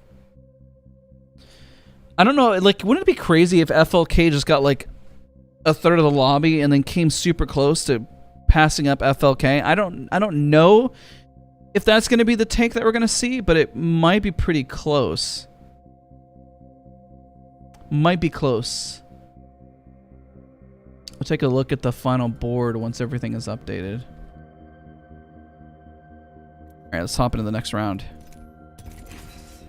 Now let's do this. Are we watching? This is A versus B. Yeah, A versus B. And we got one more round. And this is going to be definitive, and next week we'll cover the finals here on Sunday. So be subscribed because this is where we get to see Crazy Raccoon and T1. I think T1's definitely going to be advancing at this point. There's one more round. It's pretty close. Now we get to kind of see where everyone's going to sit. So you don't want to miss it. This is the last round of the group staging and how the group staging is going to play out.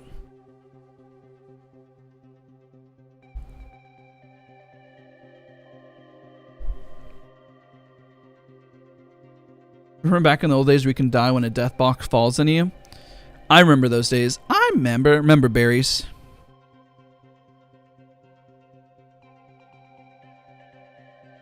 I just need 2 seconds here, chat.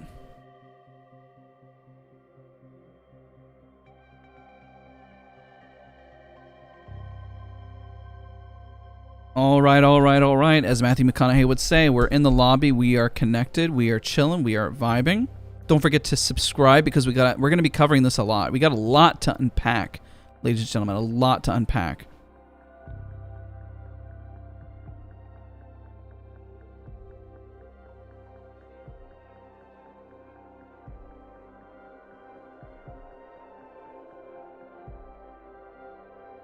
How many hours of sleep, Daz?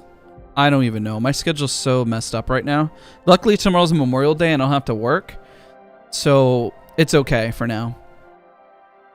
I've been doing this for 2 weekends, so I work, Monday through Friday, 9 to 5, and then I put out YouTube videos, all that fun stuff. And then I cast on Saturday and Sunday at 5 in the morning, so I instantly go from Friday into 5 in the morning, and it's been that way. So I get up around 4. It's confusing. My sleep schedule's all over the place. I don't know if I'm sleeping too much, too little. I don't even know anymore. It's been a wild ride. Leave a like if you just for sleeping. After this, I'm gonna get myself some breakfast, eggs and bacon, whatever. You can tell I'm a little tired, but we're having fun. We're having fun, ladies and gentlemen. Okay, we're having fun, and that's all that matters. As a reminder, just be sure to get up, walk around, do what you guys need to do. Because we got the last round going on today.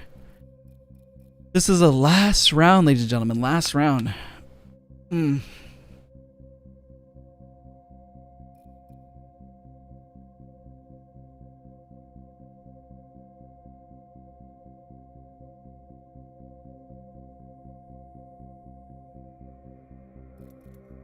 All right, looks like the lobby's just filling up. Let me make sure if there's any notes from the commentators or anything. Let's see where everyone shot up on the leaderboard. Has it been updated? Let's take a look. Okay, I don't think it's been updated. I think Fennell before was at 166, right? Hold on, let's do the math. Hold on. Okay, actually it's been updated, so let's take a look at the scoreboard breakdown, shall we? Let's take a look. All right, let's look at this. Ready? Okay. So Crazy Raccoon still high ahead. So FLK, they essentially need to get first place, minus 12, and they need to get 24 kills. I don't know if that's going to happen, chat. But Reignite is in third with 149. Fennel in fourth with 138, which Reignite obviously is in the lobby now. Fennel could pass them up. T1, if they have a really killer game, could boost up to third place. Flora just needs a stronger round. This one, they dropped down a little bit based on the last performance. Fang, if they get a really solid round, they move up. This could still kind of go many different ways, so we'll kind of see based on this last round how all things are going to shape up. And we'll keep a close eye. Keep a close eye. T1 to catch up to Fennel Korea, essentially, because I've seen them do this before. T1 could shoot up quite high on this list. So let's say if T1, 166, if FLK got out early, and then T1 minus 131, if they got a 35 minus 12, if they had a 23-point kill game, I don't think that's gonna happen. I mean, I've seen crazy stuff happen. There's definitely a possibility here. Definitely some possibility. We'll just have to see. All right, we got the 4-minute warning.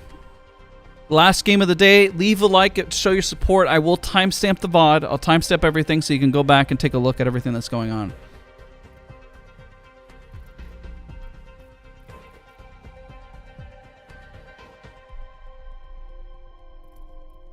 What's going on with Flora?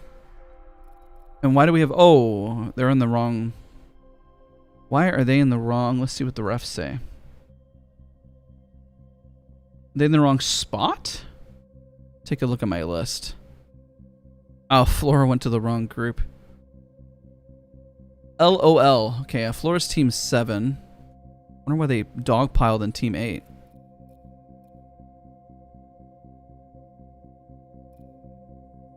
Okay. All right, 1 minute, ladies and gentlemen. Countdown, 60 seconds. How many times could I say, ladies and gentlemen? I don't know. But all I do know is that we have one team, 1 minute, and we'll keep a hot eye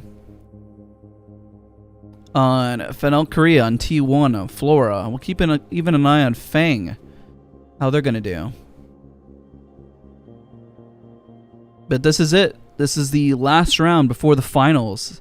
There's a lot of money on the line, guys. This could be boosted up to a $3 million tournament, of course, globally across the board, because you got Asia Pacific, North America, Europe, and if you subscribe, we're going to cover Europe on Tuesday, and that'll be earlier in the day. That's going to be around 1, so that'll make a whole lot more sense. Yes, I am in SOAR. I'm the general manager of SOAR. That's my day job. That's what I do during the day. Which group versus? A versus B.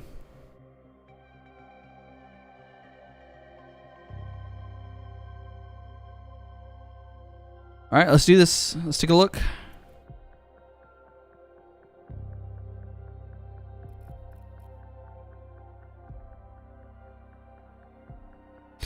It has begun, as they would say, from Mortal Kombat.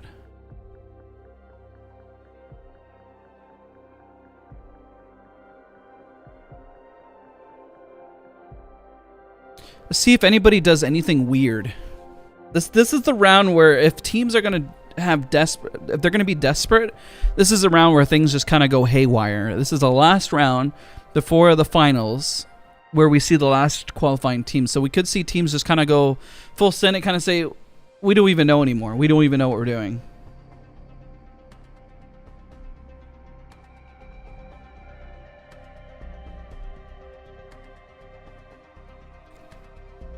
So what we're seeing here is everyone's selecting their legends. First little selection there. No changes.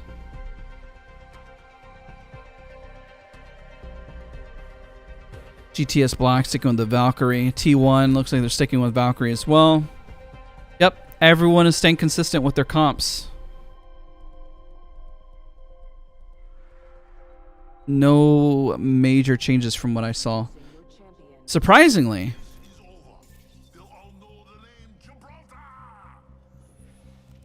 All right, here we go. Here we go, as Gibraltar would say. Let's land here. Now, this is where teams get desperate and they might get a lot more aggro. I don't know if they're necessarily going to go for placement.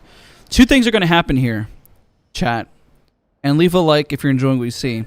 You're either going to see teams go full on aggro and just do weird things, or you're going to see teams play even more passive than they did before. I'm inclined to say that people are going to kind of go for it and go for early fights, but we'll see.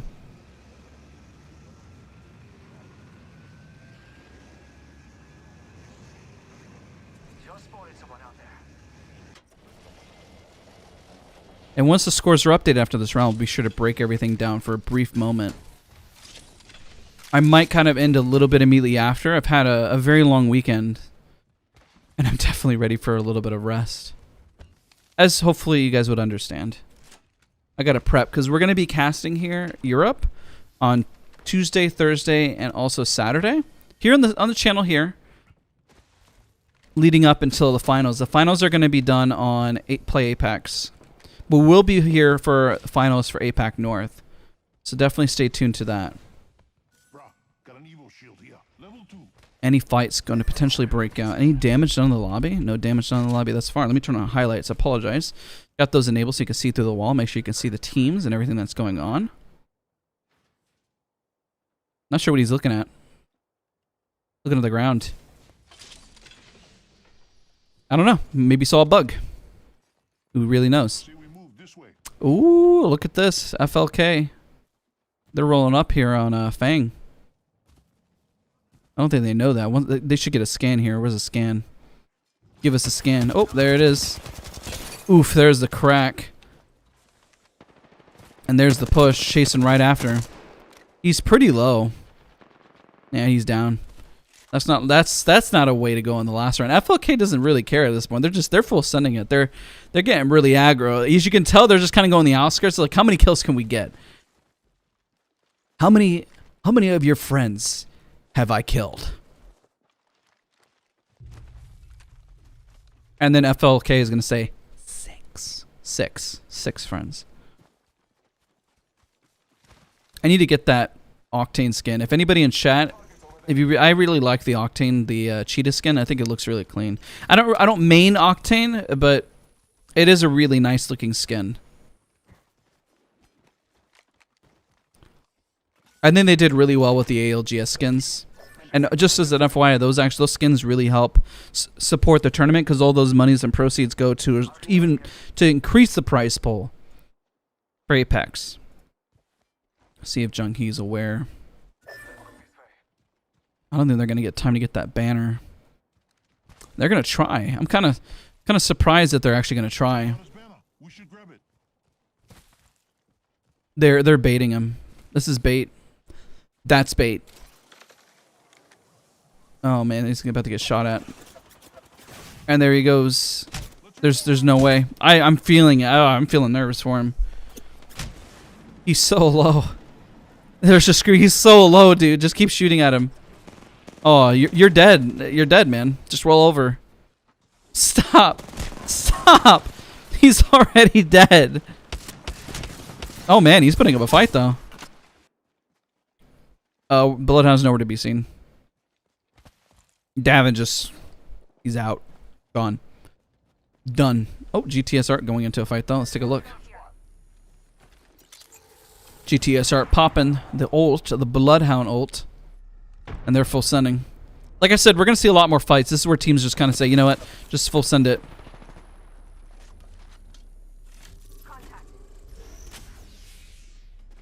Pathfinder has yeeted himself out of the encounter, but did you see that guy? I know you saw him, right? There he is, yeah. Oh, there's a Q out. Got to be careful. This should be a clean fight. It's isolated. Oof. Oof. This is GTS. This is GTS Arts fight. This is their game, man. They win these. There's a lot of fights breaking out, chat. This is kind of crazy. Like I said, people are gonna do weird things at this point. Everyone's going for some early KP,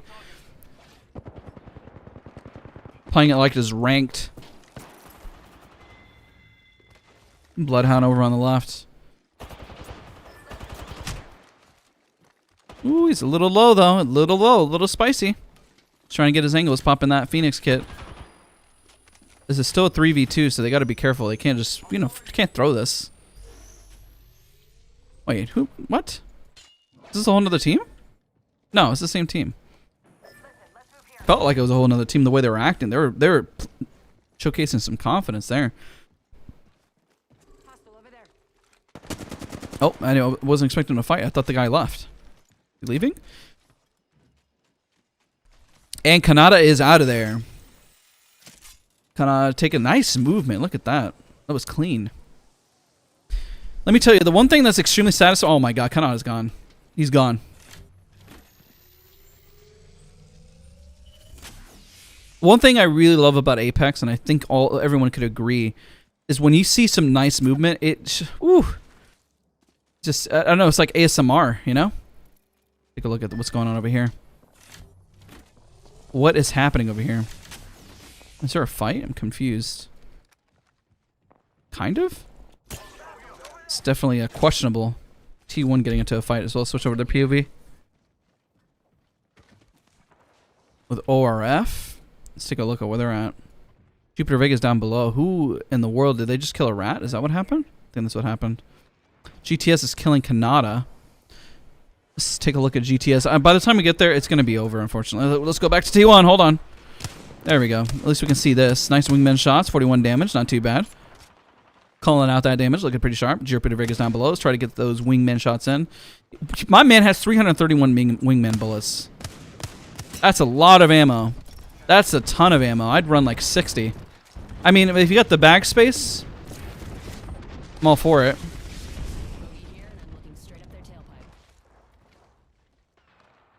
T1 is no longer in that fight, which is perfectly fine. We got Jupiter Vega on the low ground, but frying.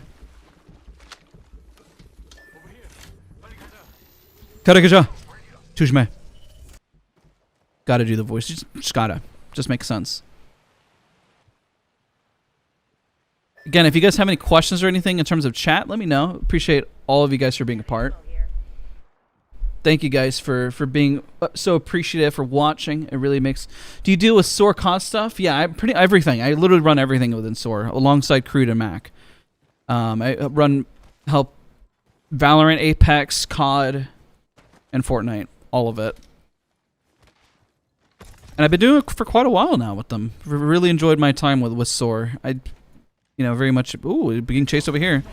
Again, this last round, I'm not gonna lie, this last round is a little weird. This is a little weird to predict. We're getting into some weird fights.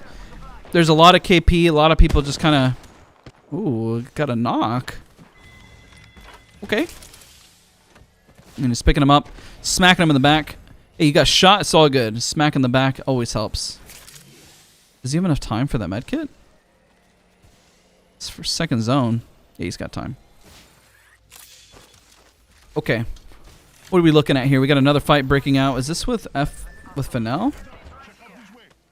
Yep, Fennel Korea. They're getting some kills in at least, and they got an angle here, and they're about to roll up. Gave away his positioning, but he's got a bubble in. Bought himself some time. Massive shot, massive city. At least he's not hitting for 7, but not enough to get a knock. Fennel, are you guys going to go out early? No, there's no way. This is isolated at least, so they're... Oh, sorry, I thought they already finished up. Apologize for bringing that up. 3 kills, and FLK taking kill leader in the lobby. And all they got to do is rotate in. They've been sneaking in those kills. All they need is... How many kills are they at right now? They are at 5. They need 19 more. I mean, with 45 people, it's not impossible as long as nobody else fights. They got to run. They got to book it. You guys got to... As Octane would say, we got to go. I like pushing limits as much as the next guy, but we got to go. I'm rooting for them. You know, they can get close. Even if they get close, as long as they're fighting for it, that's all that matters. All that matters.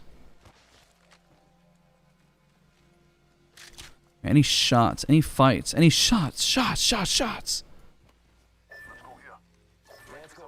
Not too bad. We're looking pretty okay.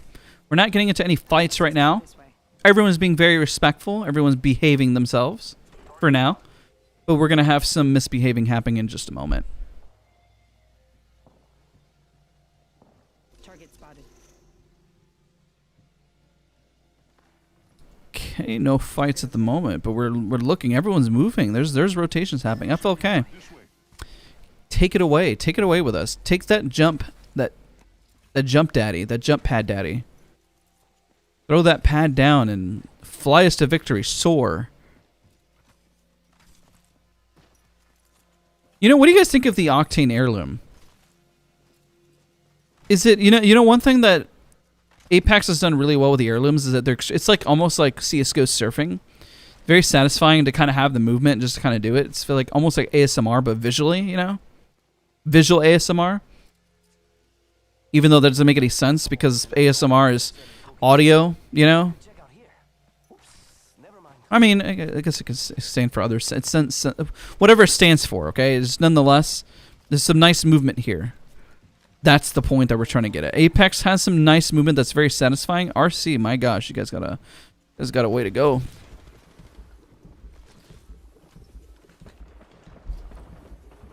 Dogma getting himself in. Once they rotate in, they're going to be looking pretty good. They want to get into more fights. FL showcasing in the back here. They hear the shots. They got the cells. They have the armor. Let's take a look at FLK. I'm going to go back to FLK. There's an arc star that's really close to him. Luckily, he misses the damage there. Not too bad, but there's another arc star to kind of circumvent that. FL is probably going to showcase up to this. Burning man. Oh, baby, that's a lot of damage. That's not looking too good. He's got to be careful. Dogma is just flying right out.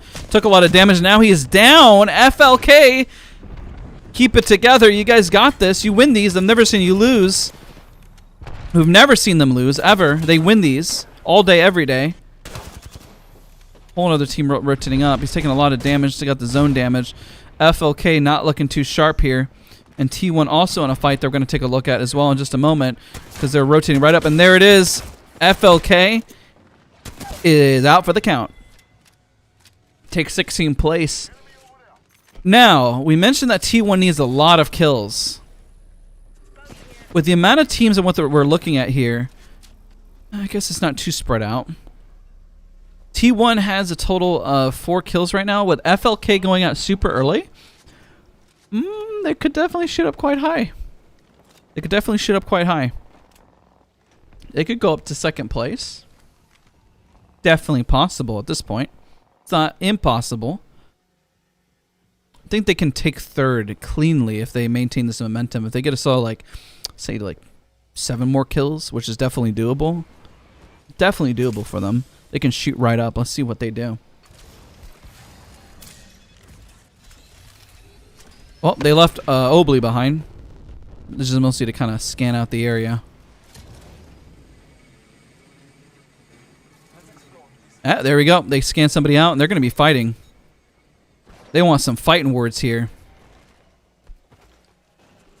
A little separate from their team, but at least they're getting the intel on where every team is located.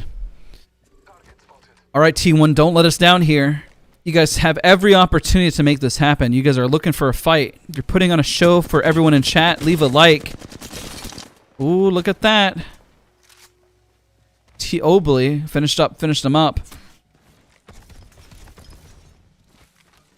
I've only seen the rare animation once. I have comments. I have the YouTube video on my channel with the rare animation where she does the Hadouken as well as a Kamehameha.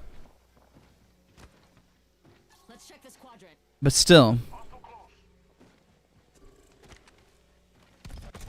Okay, it looks like they're trying to find their spot. Ali9's team is rotating right in the angle here. There's a lot of teams out for this zone. A lot of teams out. This is not the same zone that we're accustomed to. Whenever we look back here, we see Ali 9's team rolling up, and we have FL on the bottom angle there.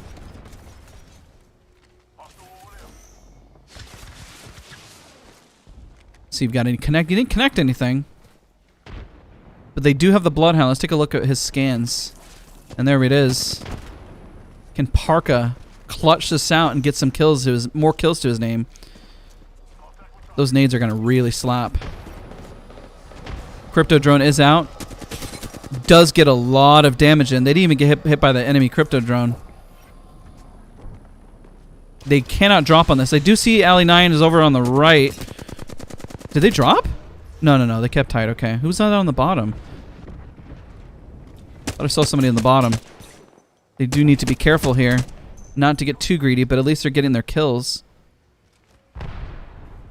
T1 knocking FL is huge right now, actually, because it's a team right above them. If they can maintain this momentum, this could be second place, or at least third place for them. Which is where they want, where they ideally would want to be. Ooh, that scan. We gotta be careful. Gotta rotate back. Can't get caught out. Wonder if he connected any damage there. Let's see his angle. POV. He's flicking back and forth like an absolute boss. Got a headshot there with the crack. FL still alive, and they're holding it together.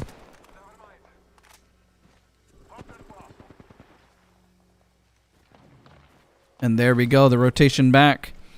FL is still alive. Oh, and they're chasing him. He's gone. He doesn't exist anymore. Jupiter Vega just absolutely shredded him. He came, he saw, he didn't conquer, but he definitely put up a fight.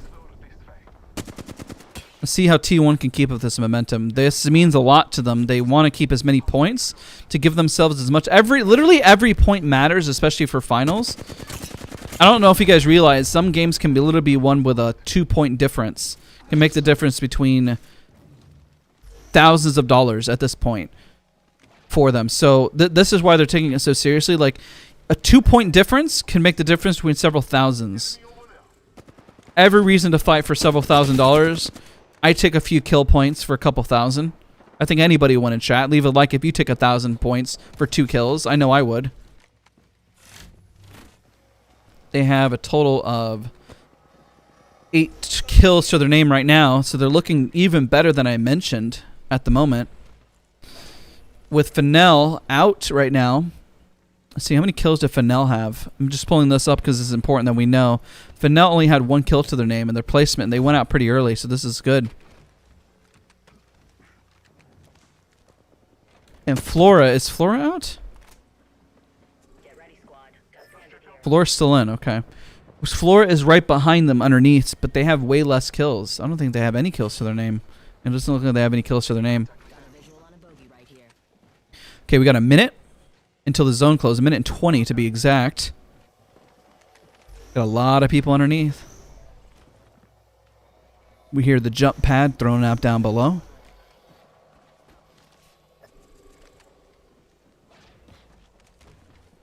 You even get scanned from that. I wonder if can you shoot through that? I don't think you can, but it'd be crazy if you could. It's like just looking at them down below. Wait a minute. Can you? Did he actually shoot through that?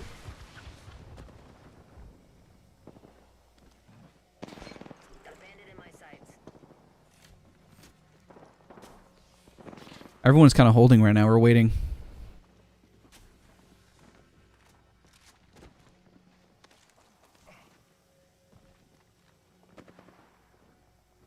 And right now, the lobby is quiet just because of the amount of people that are holding. I mean, this would right now would be a lot more chaotic, but the chaos has already kind of happened a lot earlier in the round,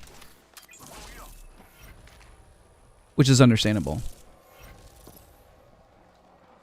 And right now, they're updating the scoreboard as individual teams are going out. So they're trying to keep on it so then we have a pretty quick... Ooh, that's going out. That Thermite at least going to buy themselves a little time. And that Thermite and Arcstar... Oop, it just kind of went boop.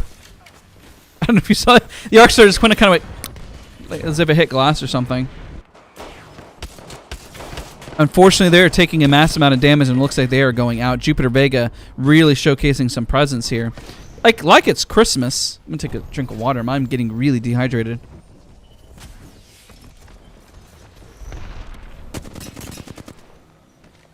T1 win the hearts of the audience here. I did my math incorrect here. I went full dyslexic. They'll be up points though. Ooh, they got a stick. They got that stick and they got that knock. They got to go clean that up. They got 2 kills there. I know they don't want to get greedy on it, but ooh, that tracking also looking pretty good by Parka. Can they get this extra kill? But they can't get too greedy. They are looking very sharp and all red. The boys in red. There's an additional arc star to put the pressure. Wonder if Valkyrie will pop her tactical right on them. Just to help clean it up a bit faster. I know they're not trying to get overzealous on this. They only have 25 seconds really to do something. But they got to get them out of the way though. If they don't, then they're going to have to deal with them one way or another. There's the port back and forth. The port is there to put the pressure.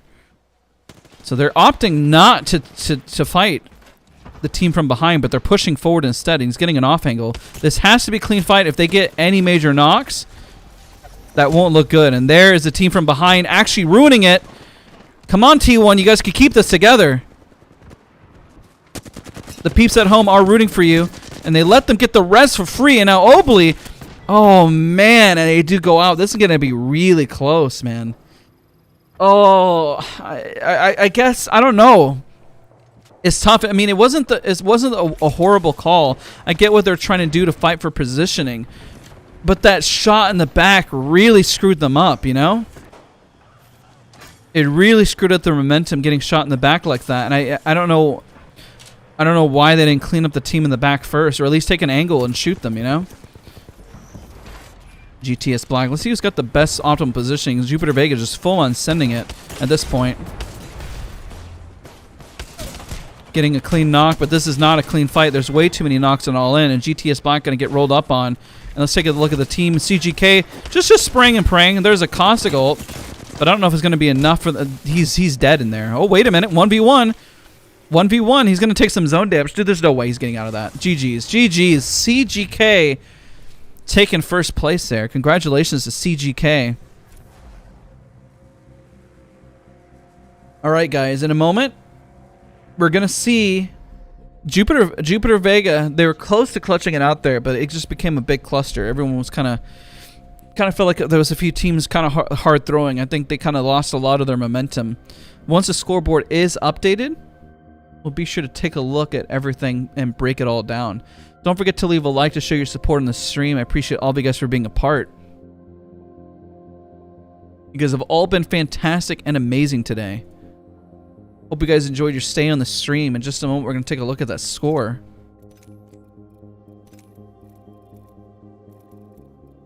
It's going to be a little close for T1. I don't know. I think Fennel might pull ahead. Maybe. It's going to be pretty close, though.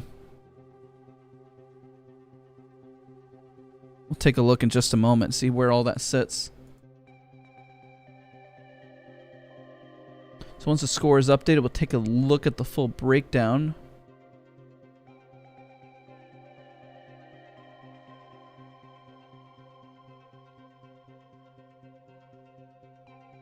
Okay. It's all almost updated. Let's see which one updates first. Which website's going to update first? I got 2 of them up right now.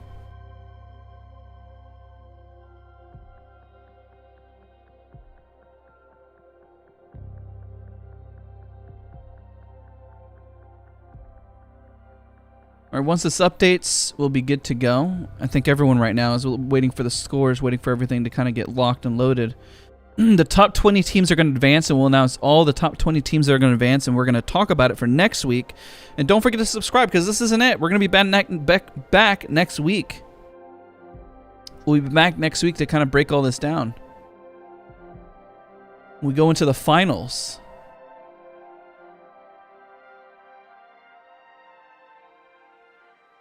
Everyone is talking about it. Let us know when the leaderboard is updated. T1 is a group, right? Yeah. An org.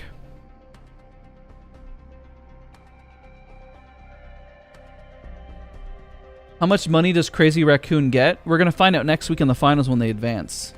That's when we find out how much money they get. Well, if they continue to place first. But they're first currently overall. Everything moves into finals for next week. FLK qualified? Yes, 100%. They're qualified. There's a lot of teams that, no matter, without a shadow of a doubt, they're definitely qualified.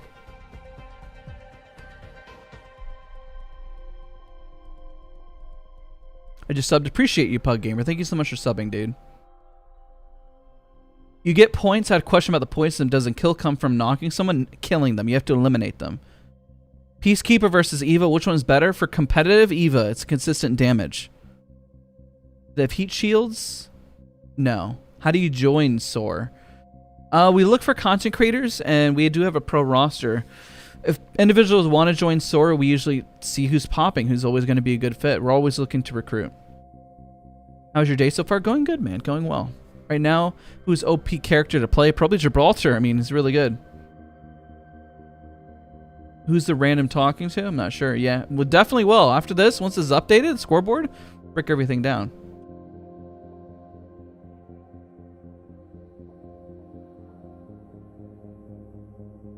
All right, it has been updated, ladies and gentlemen.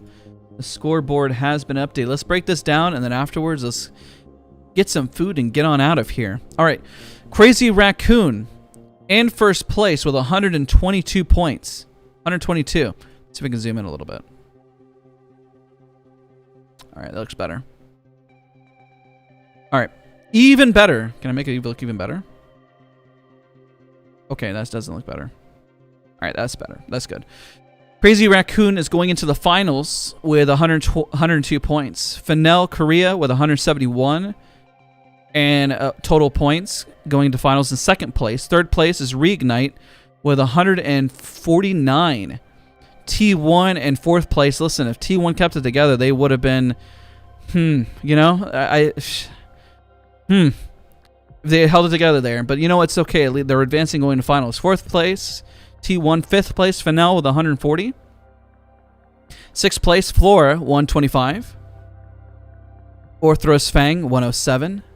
Seventh place. Eighth place, Northeption, 106. That's, see, when I said 1 point makes literally a difference, that's literally one kill. That's one placement point, man. Ninth place, Jupiter Vega, 85, advancing. See them in finals. LFT, which is, if you see it also, they're FTW, advancing. Magical, advancing 11th place, 81. Sengoku, 12th place, 79 points. Ice Cream, 79 points. RXR Clover, 75 points, 14th place, advancing. A2 Esports, advancing, 75 points. Team Unite, 16th place, advancing. Daikin, advancing, 17th place, 74 points. Look how close this is. Shoot Gaming, Korea, advancing as well. Sun Sister God, advancing, 19th place. Good 8 squads. So here are the squads that unfortunately that are not advancing, but have competed and played very well and should be very proud of their performance. GTS Black, 21st place, 70 points. Warabee, unfortunately not advancing, 22nd place. 23rd, Ali 9. Lag Gaming, 24. 25th, CVA. GTS Art, 26. USG. I need to zoom out for this next so you can see it. Okay, hold on. Won't let me scroll down any further. And I can't seem to show it either. 2 seconds. I'm gonna break this. It's gonna be hard to see, and I apologize for that. I'm trying to adjust it. I can only seem to go down to a certain number. I'll have to read it out for you guys. It's pinned above. It's pinned above, but I'll read it out for you guys. So we were at USG. Both USG, Unsoul Stuff Gaming, both USG teams did not advance. One Self did not advance, and Connect Gaming did not advance. It is all pinned up above. Don't forget to leave a like, comment, and subscribe to everything that you see here on the channel. I look forward to seeing you guys next week. I will be casting Europe on Tuesday, Thursday, and Saturday, and I will upload a video on Wednesday. So I'm kind of holding on the uploads just because it's going to be super chaotic. Thank you guys for watching, and I'll see you all next time. Thank you, guys.